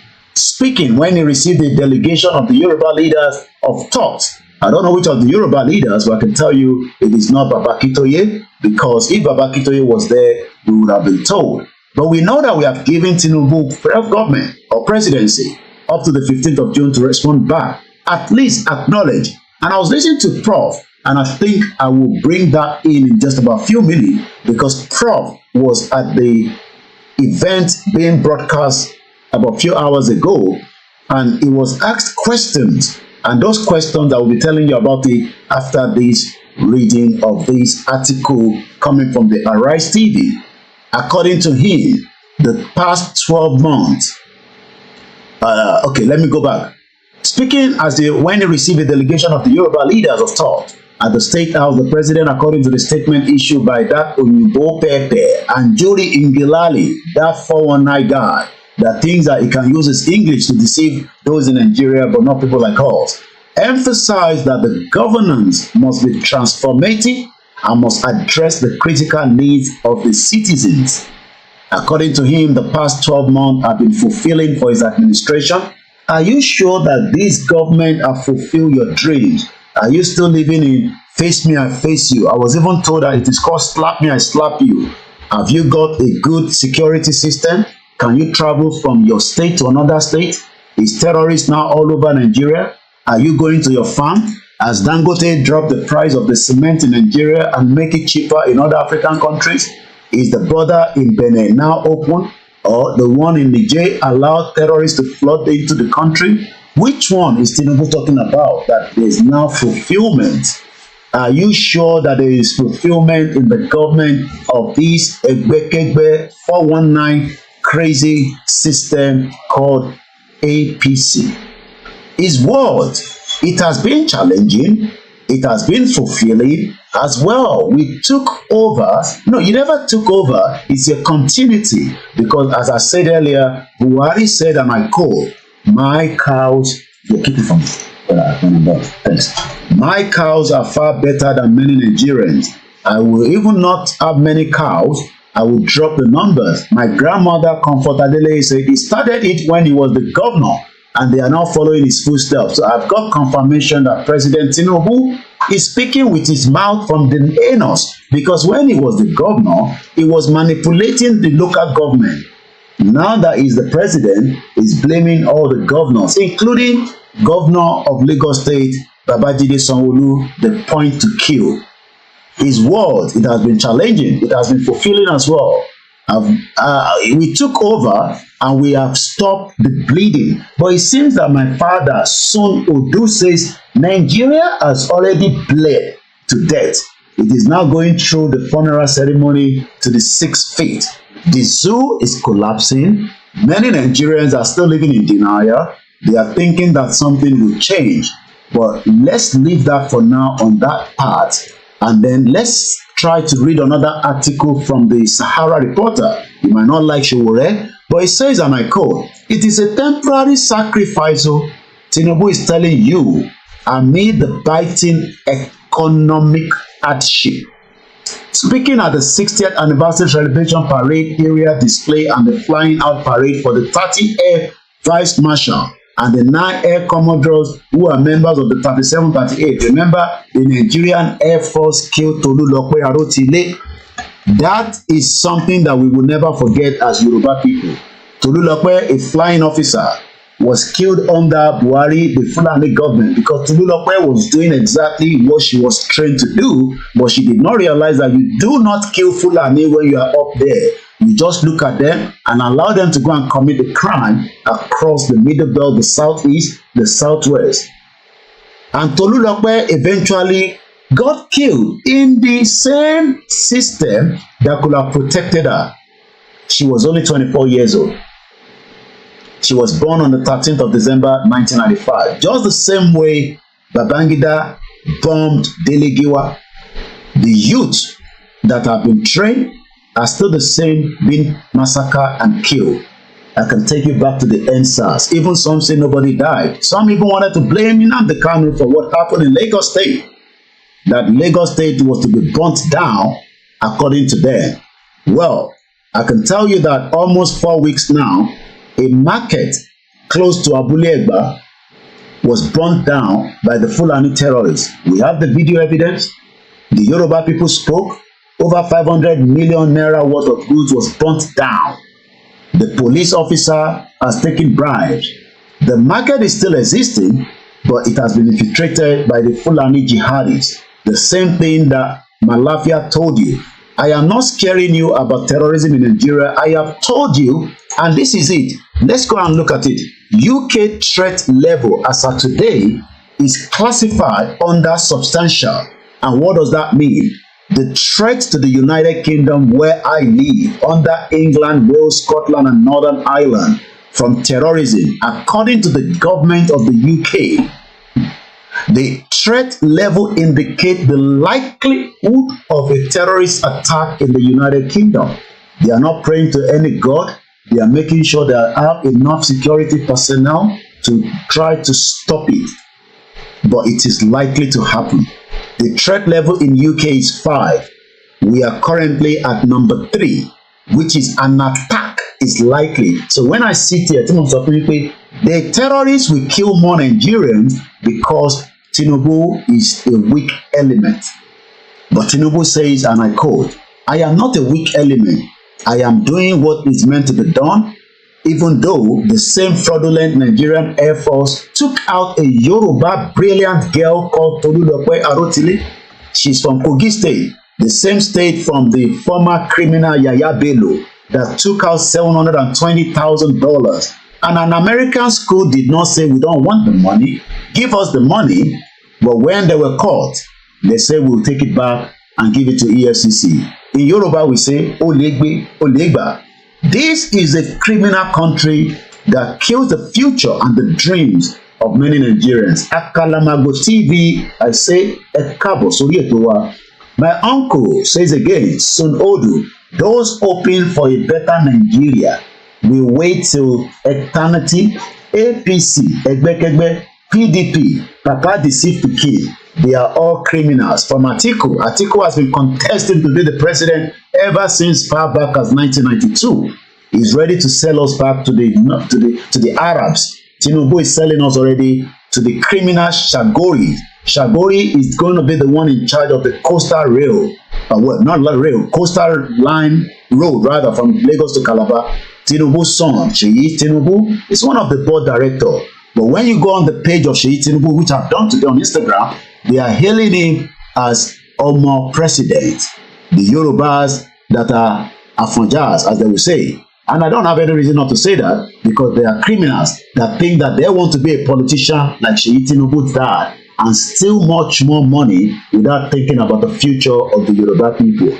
Nigeria go break, whether you like it or not. We have the time to do the program. We are not going to get tired. It might take some time, but it's going to break. Let me now take you to what Baba Akintoye said during the conversation at the World Media today, because there's a lot that Baba Akintoye talked about. Questions were asked. Some of those questions might be some questions that you are also concerned about, and you might also have those questions listen to you. I think, okay, 1 minute. Where was it played from? All right, bear with me. I will have to pull that up. So let's give you something else while I'm preparing for that particular video. Once we have so much to play, Adogon body is still not returned back after the attack on Oluwole's house on the 1st of July 2021. We hope that this government will do the needful and allow it to be returned. If you think that I joke, even Bill Clinton confirmed that, don't think that you can win anybody, especially when they are fighting for their right. They will die there. We left Biafra after everything that we give to want to kill them. 5 million people were killed. This is Bill Clinton. I'm sure you know him now. That former president of America. This is what he had to say some few years back. But our historic memory includes the notion that your greatest days were under Ivan, Peter the Great, and Catherine the Great. In other words, when you could control your neighbors. And people don't want to be controlled anymore. They want to be free to chart their own course. I'll never forget the first time a man with impeccable military credentials, the warden of Rhodes House, who was Admiral Viscount Montgomery's aide de camp in World War II, said, you know, you're going to have to leave Vietnam for the same reason we had to leave Nigeria. We left Nigeria. There was a horrible war. 3 million people died, but we had to go, and you're going to have to go. And I said, why? So some of you that think that this Tinubu's government will win by bullets, Bill Clinton, the most powerful country in the world, at least as of today, with many other countries, you cannot put America on the side. They have nuclear weapons, they have money, they have everything. But Edmond Bill Clinton somewhere, we have to leave the war of the Biafra, because you cannot defeat people that are determined to die there. They go die there. I found the video that I'm going to play to you in a minute of Professor Akintoye, but bear with me. Let us first listen a little bit more to Bill Clinton. Bill Clinton sọ pé the war, ogun, nobody prays for war, and that is why we are having every means of a peaceful dissolution from our own end.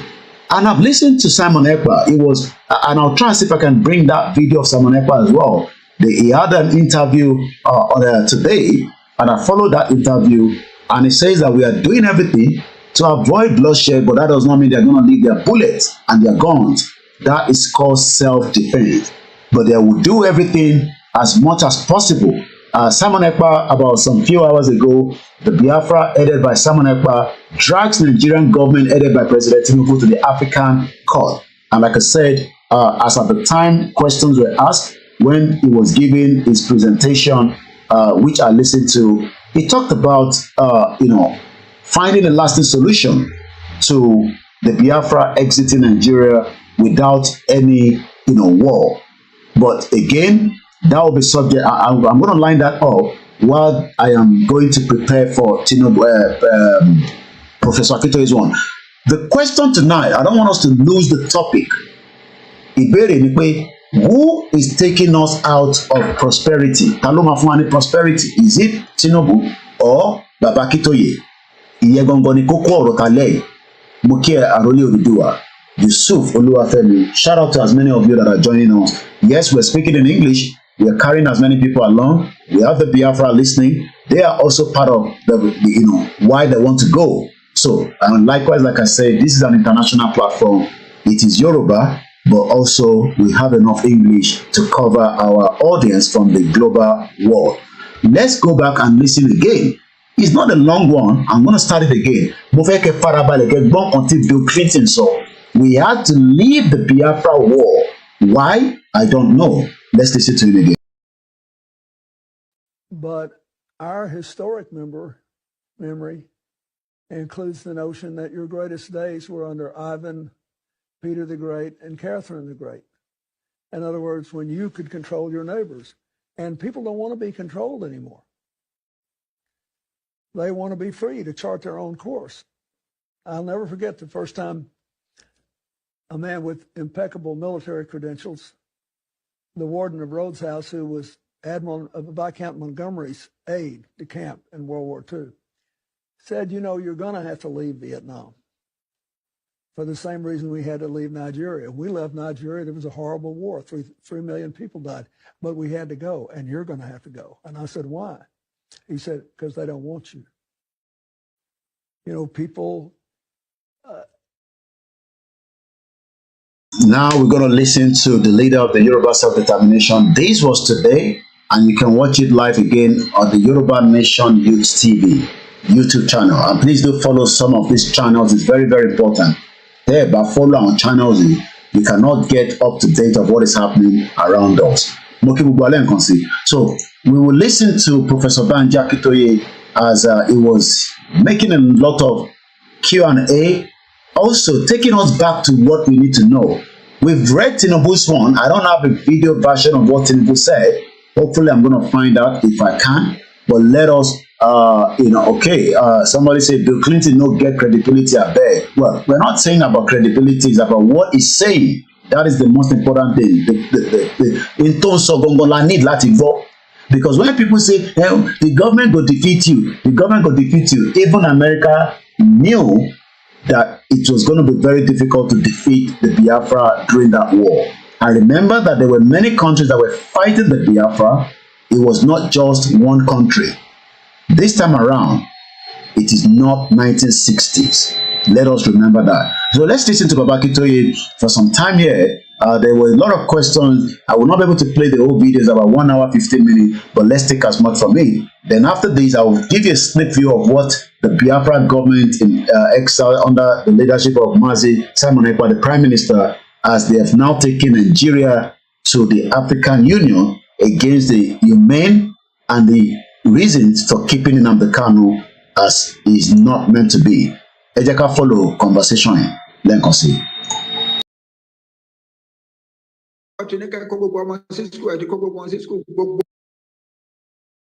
For our audience that are not Yoruba speaking, I will try to do a little bit of summary of what Prof is saying after he has delivered the little I want to catch from this. Let's listen.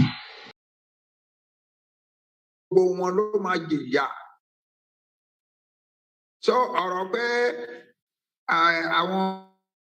àwọn educated Yoruba people wá bẹ̀ sí sá kúrò Nigeria is a product of deliberate policy of the rulers of Nigeria.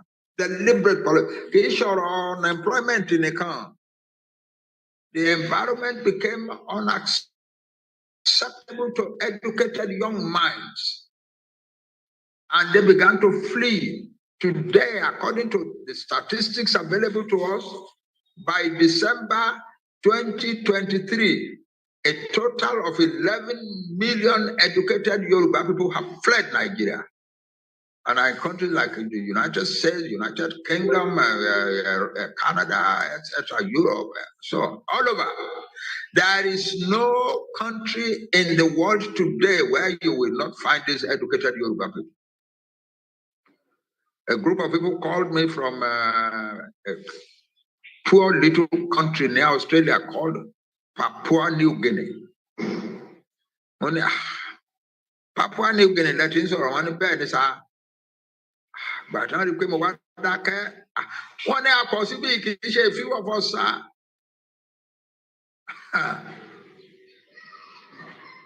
because any country in the world. There is a country called Nepal on the side of Mount Himalayas. There are Yoruba boys and girls there. There is a country in Asia, wedged in between Russia and China, called Inner Mongolia, the most remote country on earth. There are Yoruba people there.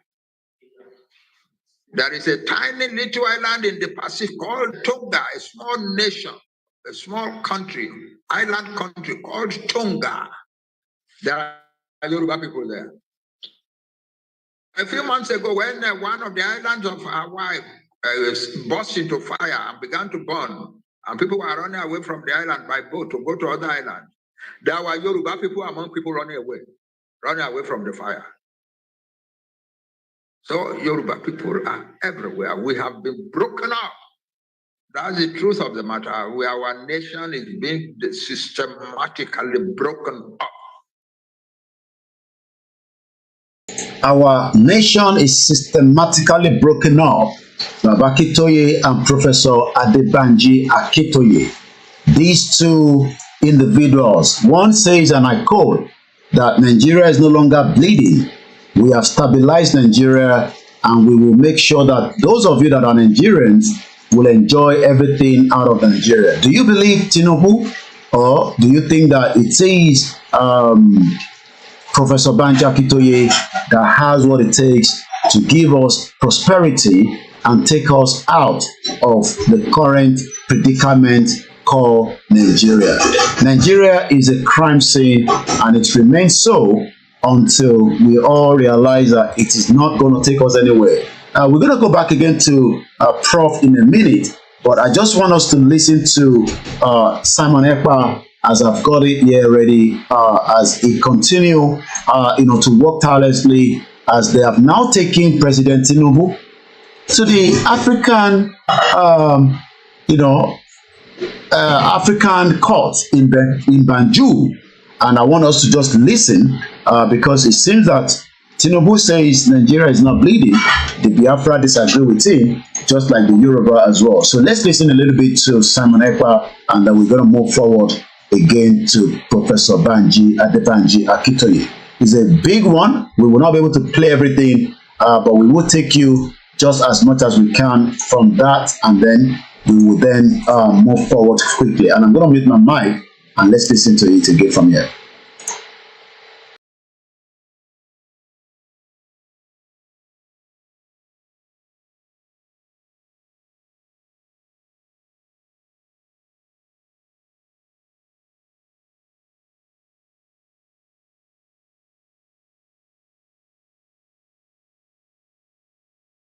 Bear with me, it's a bit of a bit slow there. Let's take down some of the these. Okay, now I got to leave that.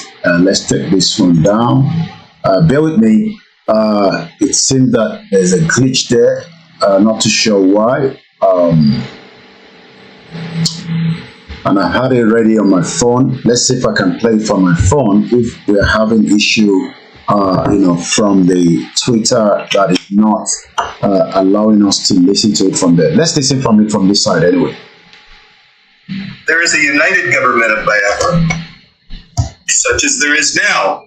We will start to see some results. So now we move forward with a filing with the African Commission, but not on our hands and knees. We don't come forward as a supplicant begging them.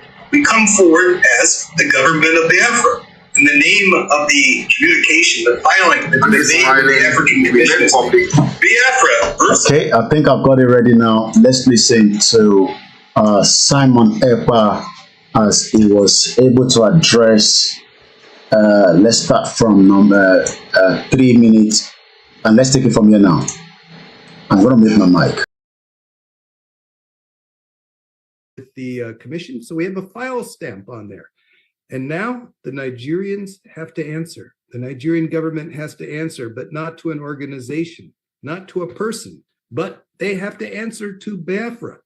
And here, I'll show you. Let's see if I can just share the screen here. Bear with me. Here we go. So if you can see this, it says, before the African Commission on Human and People's Rights, Biafra versus Nigeria. This is it. We come as equals, filing our complaint. And you can see, there it is, the file stamp of the African Commission, which was achieved at Dr. Levy, Dr. Levy, yes. Are you sharing a screen? Because we can't see. Oh, no. Well, I'm trying to share the screen. Let's see. All right. Let's see. Let me see. So let's go back. Yeah, I want everyone to see what the effort was here all about. Go back here. Well, it's maybe I need to do this. How's that? Better? No, still not. Yeah, okay. I think it's good now, but yeah, it's good. Yeah, I see it. So anyway, here we're talking about Biafra versus Nigeria. That's the heading. So the Nigerians will see this, and they will see the first thing they see is the word Biafra, which will just cause them immense pain because that's the word that can't be said, and they have to answer. They don't have to. They have to answer to Biafra. That's the significance of this. And we achieved the file stamp, which is on a different one there. But anyway, so that's what we've done is do this, and we come not begging them for help. We're giving notice to the African. What we're essentially doing is giving notice to the African Union that they need to convey our information directly to the Nigerian government. Bring the Nigerian government before the African Commission to answer our complaint, and they need to answer that complaint before the results are in from the referendum. Why is that? Because when the referendum for the reinstatement of Biafra occurs, and when the results are in, Nigeria is going to implode because legally, a referendum is the way to achieve independence. We're following the law. Now you have that. That is the pointer I want us to listen to. Cherry Yoruba, you have always seen us as people that wants to create havoc, people that wants to create problem. But we are not the one that wants to create problem. We are finding a solution in a diplomacy. And that is exactly, I know Bishop is calling me back, but something is not right with my phone. I tend not to see. Okay, let's quickly bring Bishop in. But I have a brother that is also on the standby on the Twitter space. Nicholas, bear with me, we're going to bring you in. But the point, as much as you might think that Simon Ekpa, is ready to go into the war with the government of Nigeria, no, he is finding a solution, which is a diplomatic solution. Remember, Bishop, a peaceful solution, a peaceful means. Will President Bola Tinubu, that is telling everybody now that Nigeria is no longer bleeding, there's prosperity, but the Biafra government disagree with him. They've taken Nigeria to Banjul under the Biafra government. Simon Ekpa did not go there as his own. He has gone there as a government. And the government of Nigeria would either have to respond to this or not. And as we heard the guy that was speaking there, I don't know his name, saying that the government of Nigeria would have to answer to the name that they don't want to call. Bishop, go ahead. I'll have you back again. Let's hear your view this time around again. Thank you very much, Koiki. Now, concerning the autonomy of the local government. Yes. Now, when he was governor of Lagos State, actually, I don't want to speak for him. He is the one who split the local governments into LCDAs and expand them, and make the local government to be more closer to the people. Like Alimosho, as big as Alimosho was splitted into 16 local governments. They call them LCDA, Lagos Community Development Area or something. Now, and then they breed on tax. All of them breed on tax. And at that time, he himself as a governor was surviving based on tax because the president ceased his allocation at that time. Now, coming to presidency, you are now copy-pasting what you did in a state.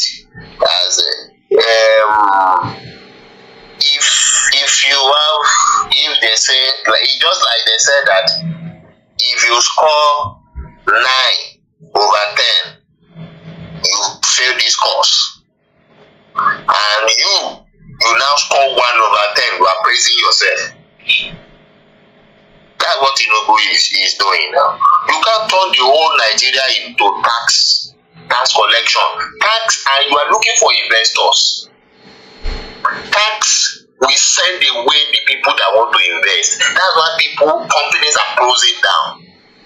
Taxing everywhere, hiking the electricity, taking it up. When these people are not producing electricity, people are still paying for darkness. You are still hiking it, taking it up.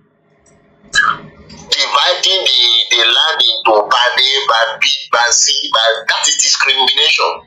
It is in their constitution that any part of Nigeria shall not be discriminated about, that you cannot say anybody cannot live. Now, for you to be grouping them into electricity, that is discrimination. It's against the constitution. And you are saying these people in this area will be able to have supply of light more than so people in this area, and the people in there can pay more.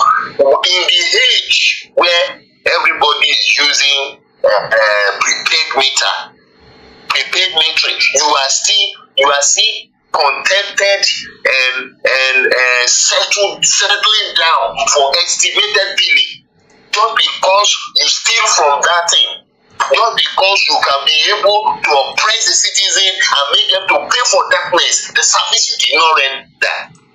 And this is what they are praising themselves on, to be able to get results by making life miserable for the people, getting from where you did not sow. Now, if he is talking about autonomy for local government, is still going to boil down to messing up and making life more difficult for the people. It's like moving the tax or the slave master closer to the people. Because the constitution he is working on did not give that authority to the local government to operate his resources by himself and better the life of the people. That's why Nigerian citizens are not being paying citizen benefits. If you go to South Africa or common South Africa there, the citizen, if they give them to a child, and that child is the mother or the father is a South African citizen, from the day they give birth to him and his name enter the system, the South African government start paying that child. The mother receive the money into that child's account. So until the child is 18 years old. And those who are older from the age of, I think, 50 or 50 years old, they start collecting money again as old till they die. It's different from their pension. So people do not have privilege to work in government organization where they can collect pension. So people work for themselves, entrepreneur. So they have no pension from anywhere. At the time they reach that age, that government payment, just like the way they got it from a baby, still take them through life. Nigerian government is not responsible for its citizens. It's not, they are not responsible, they are not structured in a way to be responsible for the citizens. They take the resources of the people and use it only for the few up. And so the constitution did not give power to all those cadre of structure of government to function. It is just ceremonial. If they like, let it give more power to local government. The local government will be collecting tax the more. And it will be, the tax will be using to feed all the staff only.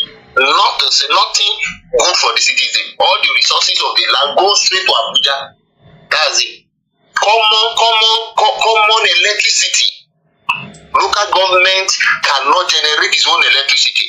It's not that if the local government have resources to do it, right? It will not. If local a well-to-do or a well-meaning chairman of a local government want to do it for his citizens, the law did not allow him. He can do it, but when he built the plant and the plant is generating electricity, the law said he should channel all the electricity to the central, what did they call it? Central, just like the way they are collecting all the resources in the central post in Abuja, central grid. They will channel it to the central grid. So when they channel it to the central grid, it's from the central grid they will not distribute it to all Nigeria, including states that did not produce anything. And those ones will be having like you now invest in electricity, generating electricity, you still be in darkness. So nothing work. Is the system, is the law until that thing is changed or break down and it can't work. It doesn't matter the institution you are building. You cannot be building the institution when the system is corrupt. It's like the house that is built on a foundation that has cracked. Instead of you to demolish the house and rebuild the foundation, you are painting the house and modifying it. And you say, you see we are now modifying the house. Is that the next thing? With the modification, with the painting, with everything, the foundation that have destroyed will destroy everything in a second. So that's just my contribution. Thank you so much. Thank you. Wow. Well, we are 2 hours into the program. We have just 1 more hour, or probably a little bit less. We are not probably doing the full 3 hours. I got a comment from a WhatsApp, from a brother. Says Professor Akintoye, a visionary, a strategist, a planner, an originator. President Tinubu is a down-to-earth politician who has a personal ambition. He rose from being a senator to become a governor and finally occupier of Asoro. That is all. Let's bring one more from the Twitter space. Nicholas, unmute, and let's give you about 2-3 minutes to discharge your own views on because again, if Tinubu is not just talking to the Yoruba people, he's talking to all Nigerians. He says it's a temporary sacrifice. Nigerians amid the biting economic hardship, and he also went further to say Nigeria is not bleeding. But I have just linked it to our own leader and Tinubu. You can also link it to your own leader, Simon Ekpa and Mazi Nnamdi Kanu. Who is going to give you prosperity among the two? Nicholas, go ahead. Let me hear from you if you're still with me. If otherwise, we're going to move forward. Okay, it seems maybe Nicholas is listening to us from the zoo. Probably maybe it's a network glitch. My brother, if you just want to come back in again, let me bring you in. University Nick, let me hear your view. I've just played the government in exile Biafra, Simon Ekpa. Why have you taken the government of Nigeria to Banjul, the African court, and what are you expecting? I know you're probably not the spokesperson for the Biafra government, but again, as a Biafra, you probably have listened to your prime minister. I did listen to a little bit of it when it was live, but I did finish watching it because it was going the same time with when Akintoye was also having a conversation with us. But I did listen to it at least at some point. Go ahead, let's hear your view. What is it that you want to get from this court? And it's going between the government of Biafra and Nigeria. It's not like Simon Ekpa and Nigeria. Exactly. Let me first of all introduce myself properly. My name is Osai, right? And I'm a cabinet member and a minister of the Biafra Republic government in exile. Wow, so it's good to have one of the cabinet ministers. Wow, I never know that. Wow, that means now that I've recognized you, we would always also recognize you each time you're here. I say shout out to everyone. We have numbers of people that are listening tonight, and also my beautiful, beautiful sister, the Arewa Akintoye, and there's many of the Biafrans that are locked in tonight. We are just about 30 more minutes. I can tell you, I won't hold you all longer. Go ahead straight away, my brother. Okay. So, like I said, I'm a member of the Biafran Republic government in exile cabinet. I was a former member of the Dispute and Conflict Resolution Department, and now I belong to the Biafran Independent Drafting Committee. So, what we are really doing is to actually separate ourselves from Nigeria in order to save the life of our people.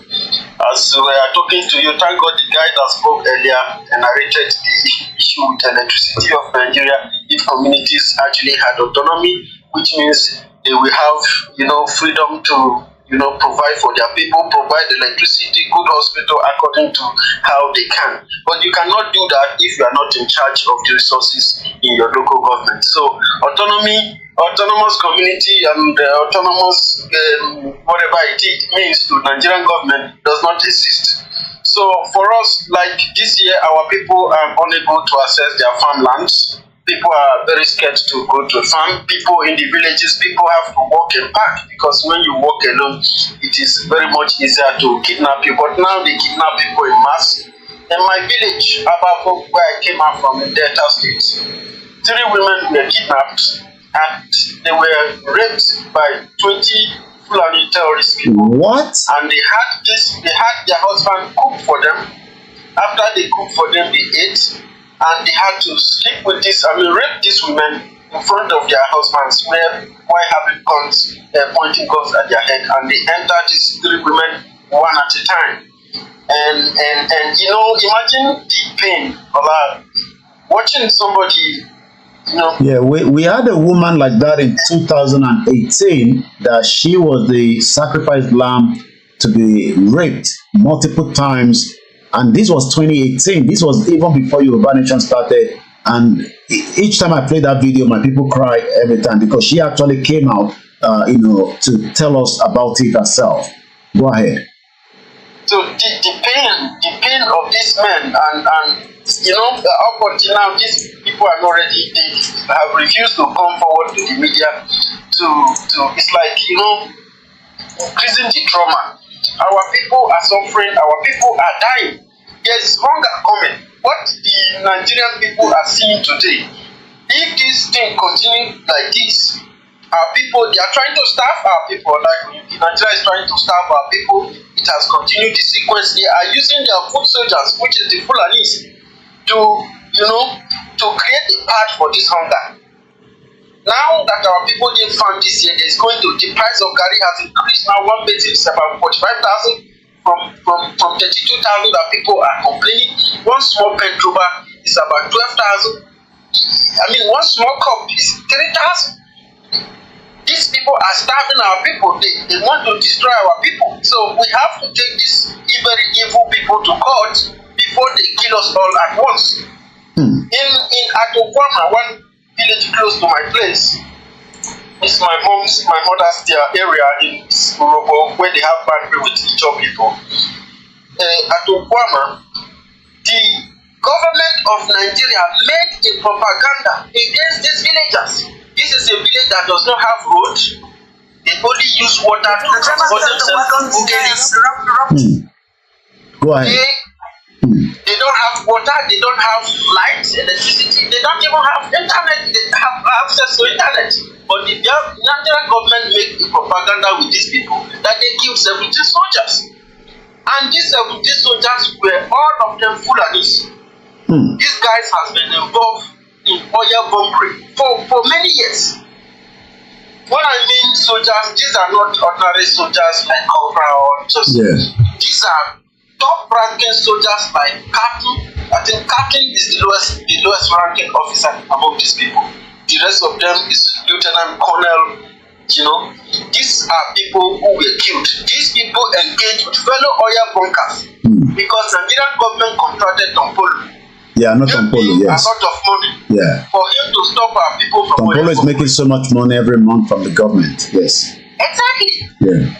Then this guy now start going after his fellow oil bunkers. Tompolo is a criminal who has. Is that not the same problem that happened in that community that they went to completely burn down? That community. Exactly. Yeah. Exactly. Now, I just want to tell you the real story so that people can know the truth and judge for themselves. Tompolo, who is an oil bunker, is going to kill his fellow oil bunkers because the government gave him money. License to does kill. not agree with him that they should kill their people because this is the only way to feed their family. This government does not provide anything for these villagers. And these armies came by gunboat to Guam and they met with these men. They gunned each other down. They killed those people too, and those people killed them back. Interesting. Now they come to social media, they come to the public and lied against innocent villagers. They came the next day, they said they want to make peace. After they have used one man called Patrick to create a kind of small crisis between Okoloba and the Okwama people. They use it to come in order to destroy Okwama. After they have destroyed Okwama, killed even old people, old women and men who could not move. Pregnant women who just give birth who could not run. They killed them, killed their newborn babies, killed these old people, grabbed everybody, the Okwama people ran. Some of them ran to take refuge. Some of them, the ones that ran inside bush, Nigerian government were going after them, killing them like that. They went to Ewu. They tell Ewu people to release Okwama people. The Ewu people tell Nigerian government that we are giving these people refuge here. We cannot release them. It is against the law of the land. They destroyed Ewu and destroyed their houses. So if I come in there, but the president is saying that Nigeria is no longer bleeding. But it seems that what I'm listening right now is like there's a lot. My people are bleeding. That's why I have to tell you this story. My people are bleeding. They have done to IDP camp. They are asking Okwama people to go to Ewu for IDP. The Okwama people tell them, even as they reject being an IDP in their own land, being displaced in their own land when there is no war, that they cannot go to another man's village to. Meanwhile, 2 trucks from Dangote have been stopped at Akpo, between Akpo and Ababu, where these trucks are carrying hundreds of Fulani people, terrorists, with dogs and weapons. Heading to Okwama, because they brought all of them down. They questioned them, they said they are going to Okwama. What are you going there to do? So Nigerian government is conquering Islam. I don't understand what Nigeria is really, because Nigerians are supporting the conquest of their own self, conquering the land and filling the land with avians from the Sahel, filling the land with foreigners and weaponizing them. Wow. Wow. And people are seriously pleading. It is better we go to the African court to tell our story. Okay. So that by the time we start killing Nigeria back and their supporters, nobody will call us terrorists. Okay, so that is the reason why you've taken before the African Commission on Human People's Rights, the Biafra Republic Government in Exile, Biafra versus the federal government, and I'll be following that, and we hope that we will have some good conclusion coming from there. Thank you so much. And let us. If I still have the callers there, I will allow you to come back in for the rise. I'm going to quickly. Sneak view. This was 2018. Yeah, this is what you're going to listen to. If you don't have the art, you might want to leave the broadcast for now and probably join us maybe in another 10 minutes, because what you're going to listen to is a real story. It is not a fiction. It is not a storyteller. The woman herself. And I said until she communicates with me not to use this video, we will continue to make use of it. This happened in 2018. Without wasting your time, let's listen to it. The driver felt the wagon's tires rupture and decided to park the car with the hope of changing the tires. It was like a film. In a GC, motley crowd of armed men in military uniform came out of the bush. They fired at the boot of the car. Ahead of us, 5 of them came out of the bush. Another 2 came from the rear. My daughter screamed, "Mommy, Daddy, what's going on?" There was no time to say a word. They marched us through into the bush, firing into the sky. They hit me on my chest, hit my daughter on her head. Blood oozed. At this time, it was better to kill me. I shouted at one of the armed men. His response was hell. He went straight for my private part, tore my dress with his gun. The others ripped my dresses. I was left with my undies. My husband and my daughter started crying. 2 of them dug their teeth into my breasts. While attending a secondary school in Adamawa, I had lived with some Fulani, so I understood a few Fulani words. I started pleading, at least for my daughter. To my shock, at gunpoint, they removed the dress of my little girl. One of them carried her on his head as my baby struggled, shouting, "Daddy, Mommy, what's going on? Help me!" I could not help myself. We marched for 9 hours. I was half naked. My daughter was totally naked. Her tears was like a stream of blood on her cheeks. Our phones had been seized. We ended up in an ungoverned region in the thick of the forest. We met a well-organized group. There were some kidnapped victims. I saw 2 women, 2 ladies and 3 men. There were some people with their legs chained to trees. They were as if half dead. We were separated. I was separated from my husband. My daughter was taken away. I only heard her screaming intermittently. I did not know what they were doing to her. These men, now about 2 dozen, had a full kitchen. They had a huge camp and a traditional medical team. How can they say they don't know where these people are? How can they say that? But the camps appeared isolated from each other. We heard noises afar, indicating it might be nuclear settlements of camps. Right in my presence, I saw them pack the remains of a woman. They took her and buried her a few meters away from us. She had tribal marks I cannot describe the agony of 6 days in captivity in this little piece. I cannot talk about how they asked my husband to choose between myself being raped or his daughter being raped. My husband broke down in uncontrollable tears. One of them hit him saying, "Yoruba bastard, you they cry, idiot." They now gave him an option that he should be raped by one homosexual among them. My husband, a devout Muslim. My husband is a devout Muslim. He told them that homosexual and rape of any kind was against Islam. They hit him with a butt of AK-47. What do you know about Islam? You can imagine, you are being asked to choose between being raped by a homosexual, your daughter just 9 years old, or your wife being raped. They gave the fourth option. If you fail to choose one, we would rape your daughter, rape you, the man, and rape me, the wife. I made myself the sacrificial lamb. My husband begged, saying they should name any price. One of them asked him to bend down. 3 beastly criminals sat on his back, jumping until he was too weak to stand.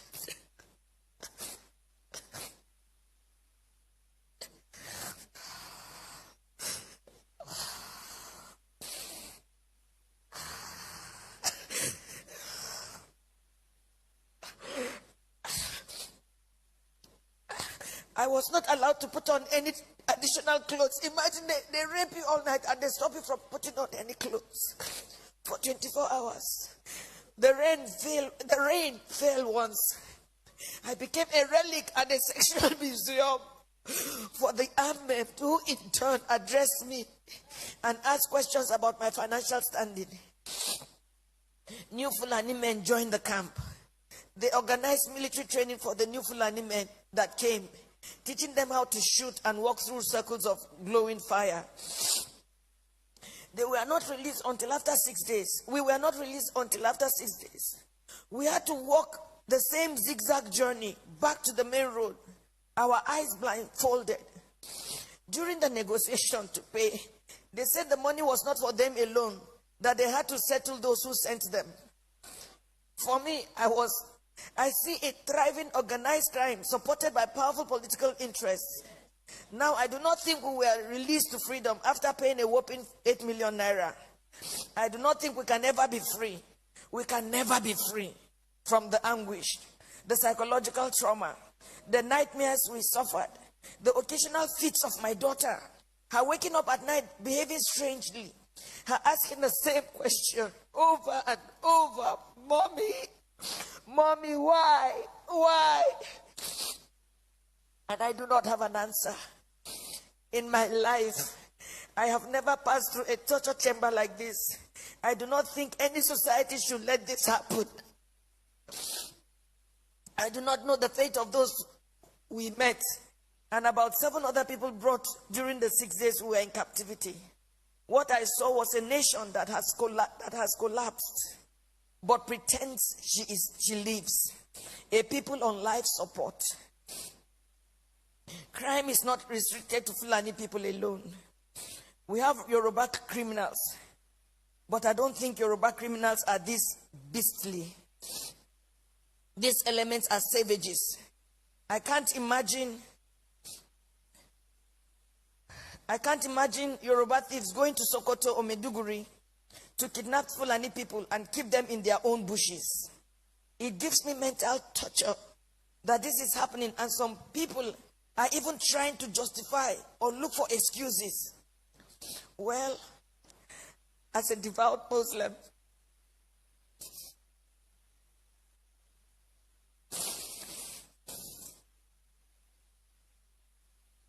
myself and my family have taken solace in Allah. Not the Nigerian police, not the army, not the government. We have taken our faith the way it came, that this is supposed to be fate. I thank God that we successfully returned to where we live, thousands of miles from Nigeria. We thank God that we have made a vow.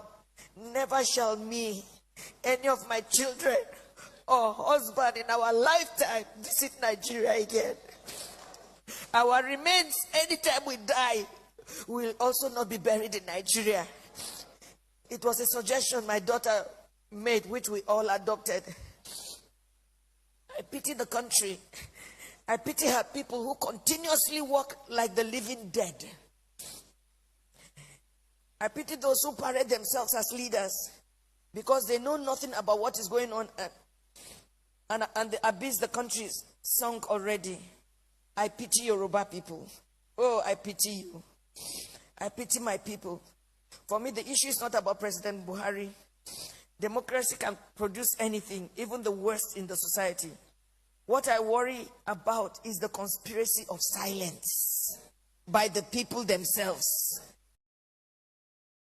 I want you to take note of that word. The conspiracy of silence by the Yoruba people.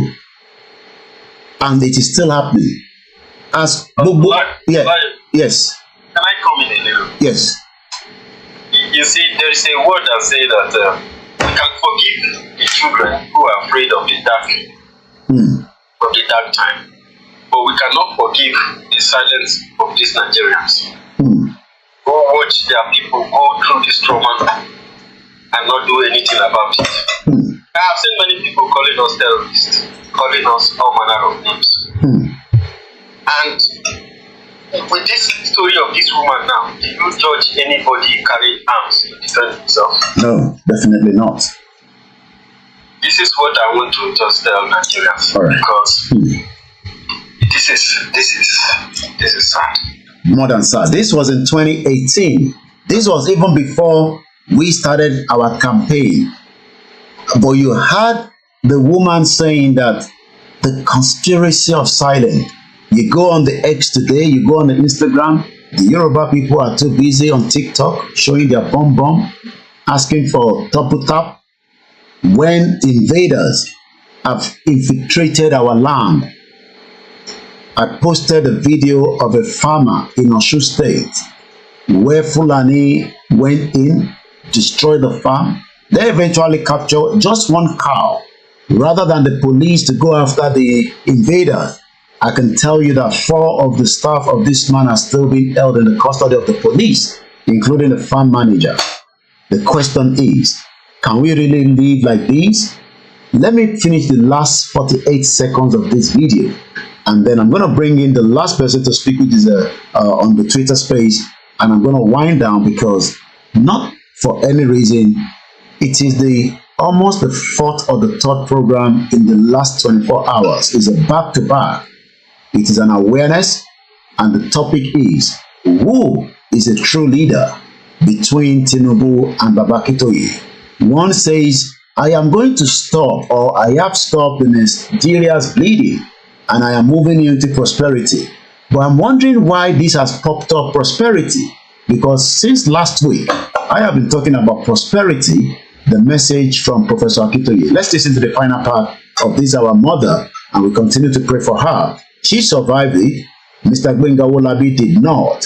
With Rachel Okpadele, Mr. Wolabi was killed by the Fulani terrorists last, I think it's going to be the 2nd year this year, June. He came from Maryland.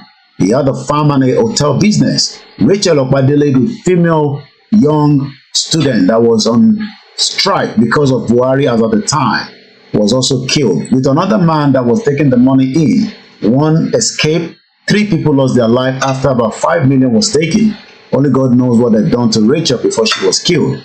The family of Gbenga Owolabi took the body back to Maryland, where he was finally buried. May his soul rest in peace. Let's listen to the final part of this video. The ignorance, the treachery, and the illusion that one day things will get better through another election. Since I was born in Nigeria, each year had led from bad to worse and on and on. I do not have a solution to what is going on, but I think very soon hell will let loose upon the earth as long as there is no law and order. You heard that again. Hell will let loose as long as there is no law and order. like our mother Modupe Olotu says, then that means we are comparing life with death. If we are comparing Professor Adebanji Akintoye with President Tinubu, because I think it was 20 years apart before they can meet each other. Wow. Lagos for sure, my brother. Welcome to the program. I greet all our people. Let me allow the last 26 seconds, and after that, Veteran, you will unmute and you will speak for just about 2 minutes or thereabout, because, like I said, I am winding down the program tonight because we have more program tomorrow, and we have a lot of other things that we need to do. Thank you once again to everyone for joining us. Yoruba nation will come to stand. The Scottish people will be free from the bondage of the British. The Welsh people will be free. The Biafra will be free. The Ambazonia will be free. The New Caledonia will be free from the French government that wants to keep the Kanak people in bondage. And anarchy and the rule of brutes in the order of the day. Once again, there can never be anything more comforting than my husband, who saw what I went through, but was able to encourage me, and even encourage me to write this little piece after months of agony and sociological imbalance. Good night, Nigerians. I love that last part. Good night, Nigeria. After the NSAS, it is already more than good night. Many lives that have died in Nigeria should have still exist if only we have a system that had people in mind. The cry of people, innocent lives, have reached wherever you believe in, whether the God of Islam, the God of the Biafra, the God of the Yorubas. Those cries, I can tell you, I am not a prophet, I am a journalist, but those cries have reached them, and the cry is now activating. Tinubu will not be able to hold the center. Things will fall apart. When it will fall apart, please don't blame anybody. Blame those that decided to keep it together. Yugoslavia was one to allow the people to go. He refused until hell got loose. And what happened? We saw the end of Yugoslavia. Nigeria, the end is coming. I know you don't want to hear that. You are listening to me as a Nigerian. You are very adamant. Your ears are blocked. You are a diaspora. You are in Nigeria. You think that we are joking. There is no joke in it. It is just the fact that the system that created Nigeria itself knows that it will collapse. And that is why they want to even now change the national anthem. Out of all the problems in Nigeria today, they are more concerned about the national anthem. Veteran, go ahead. In 2 minutes, let's get your views on the topic tonight.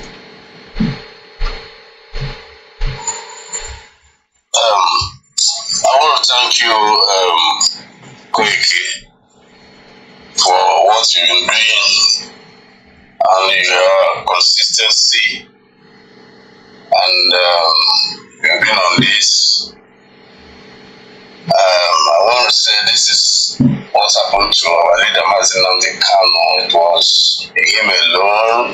So when if you've seen the video when he started, he was in a very small room and with a micro mixer, and he kept talking and shouting, and at that time nobody was listening. It was as if he was mad. He never knew what he was doing. He kept on. So I don't want to say, please, just keep it on, just keep going.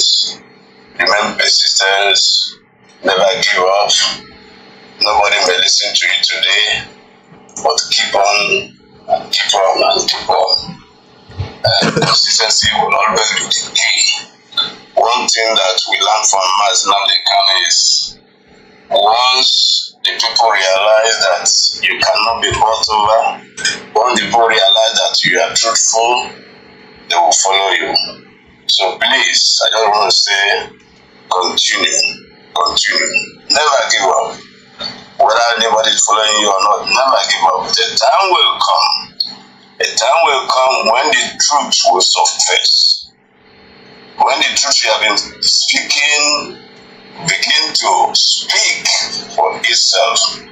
This woman that you played her video, I used to have the video of this woman. I used to listen to that video and look at what the woman narrated, look at the ordeal, look at the trauma.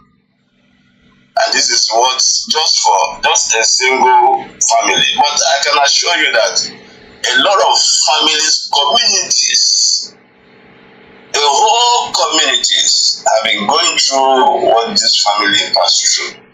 And some of them are even killed, dismembered.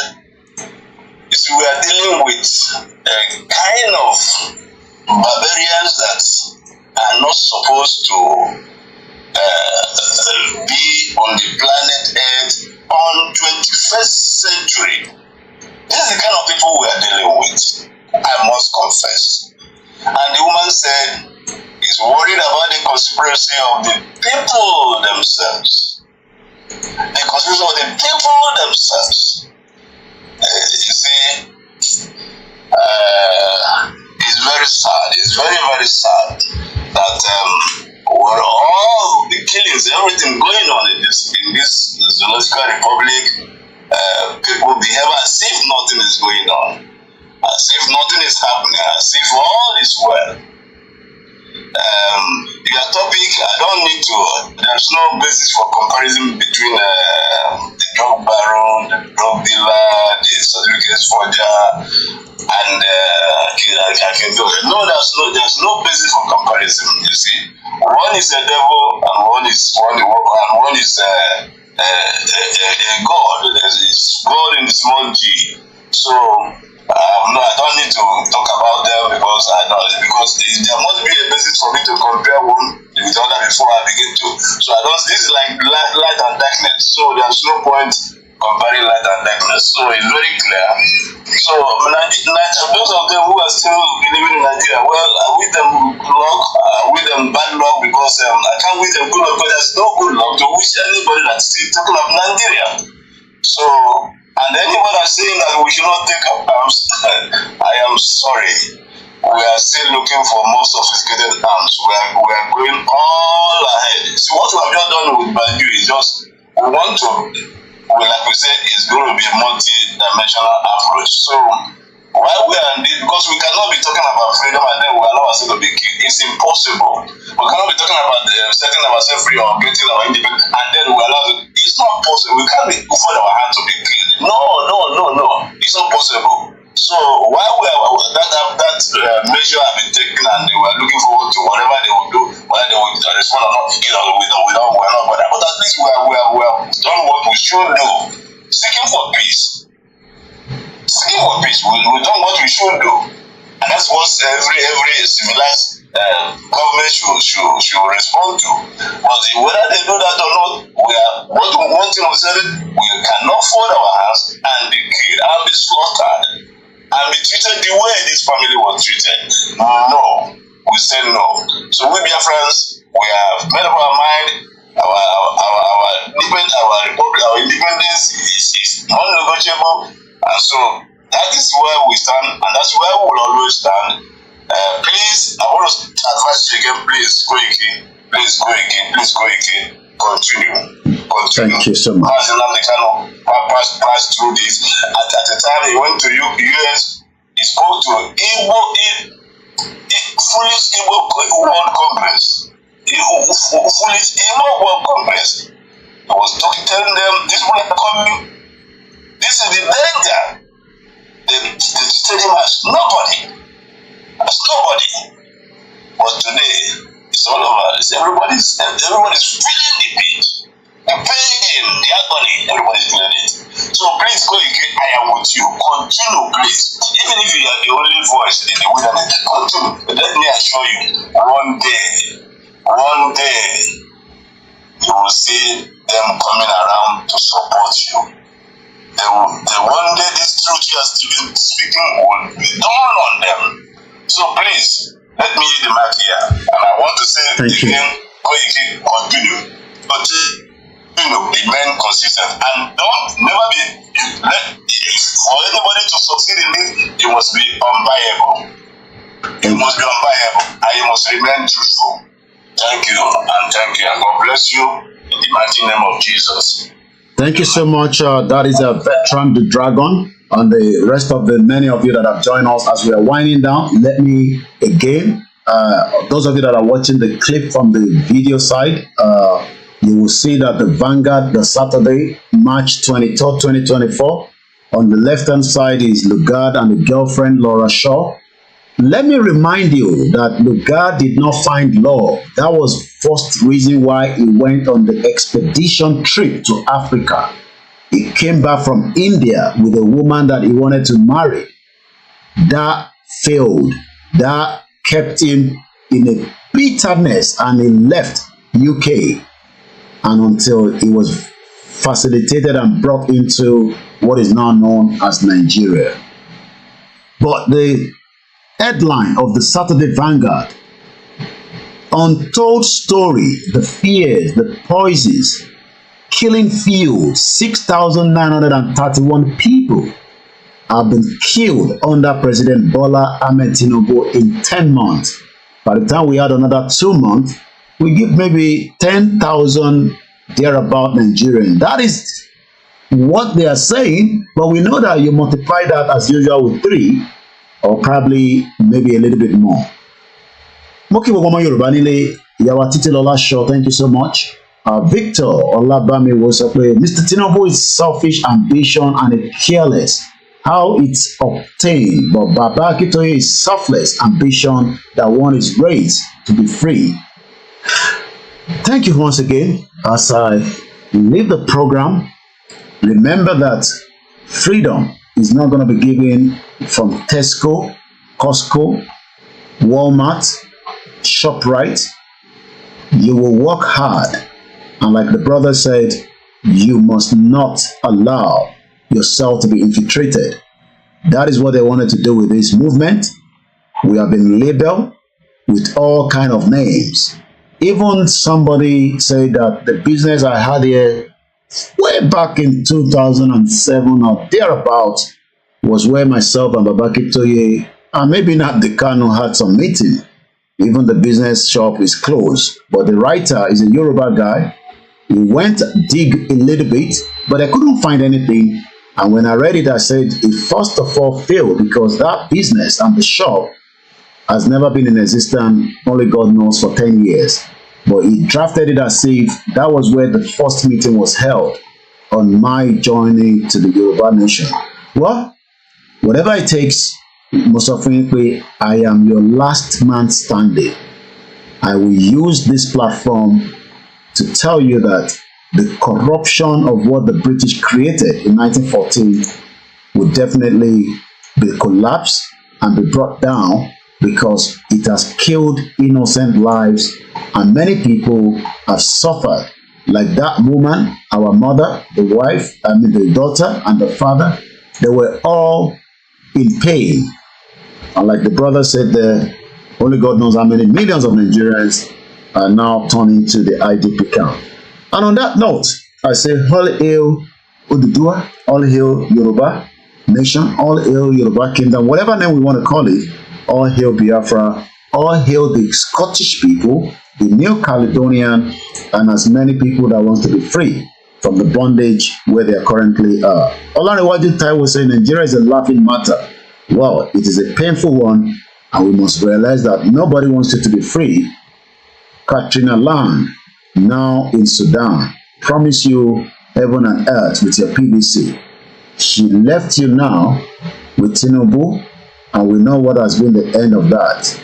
Bloodshed, killings, insecurity. I don't know what our governors are doing, but I'll be back again, God willing, inshallah, tomorrow for the Sunday broadcast. And like I said, next week, the topic from Goodwill News, Path to Prosperity, not the one from Tinubu, but from Professor Adebanji Akintoye that we have been treating. Number 2, we've done the first one, which is we are a nation with a proud root and a proud history. We've done about 5 programs on that. You can watch all that The next one will be, in independent Nigeria, we have suffered serious decline and agony. And on that note, I say, Odaro, good night. My Biafra brother, how do you say Odaro, good night in the Igbo language, if you're still there, quickly? If somebody want to say good night, how will you use that word? Let me hear from you so that we can just say Odaro. Kachibo. Kachifo. Oda, Kachifo. So our make it come out. So, not alone, but that is why we are not one. Different languages, different ideology, different reasons why we have to be together or not together. We can do businesses and we can all live separately. Yoruba Nation, now thank you so much. And every single one of you, if I didn't mention your name, don't feel neglected. You are all members of the Truthful platform. And as I say, we will not stop until our quest is given to us by fire, by force. Odaro. Bye for now.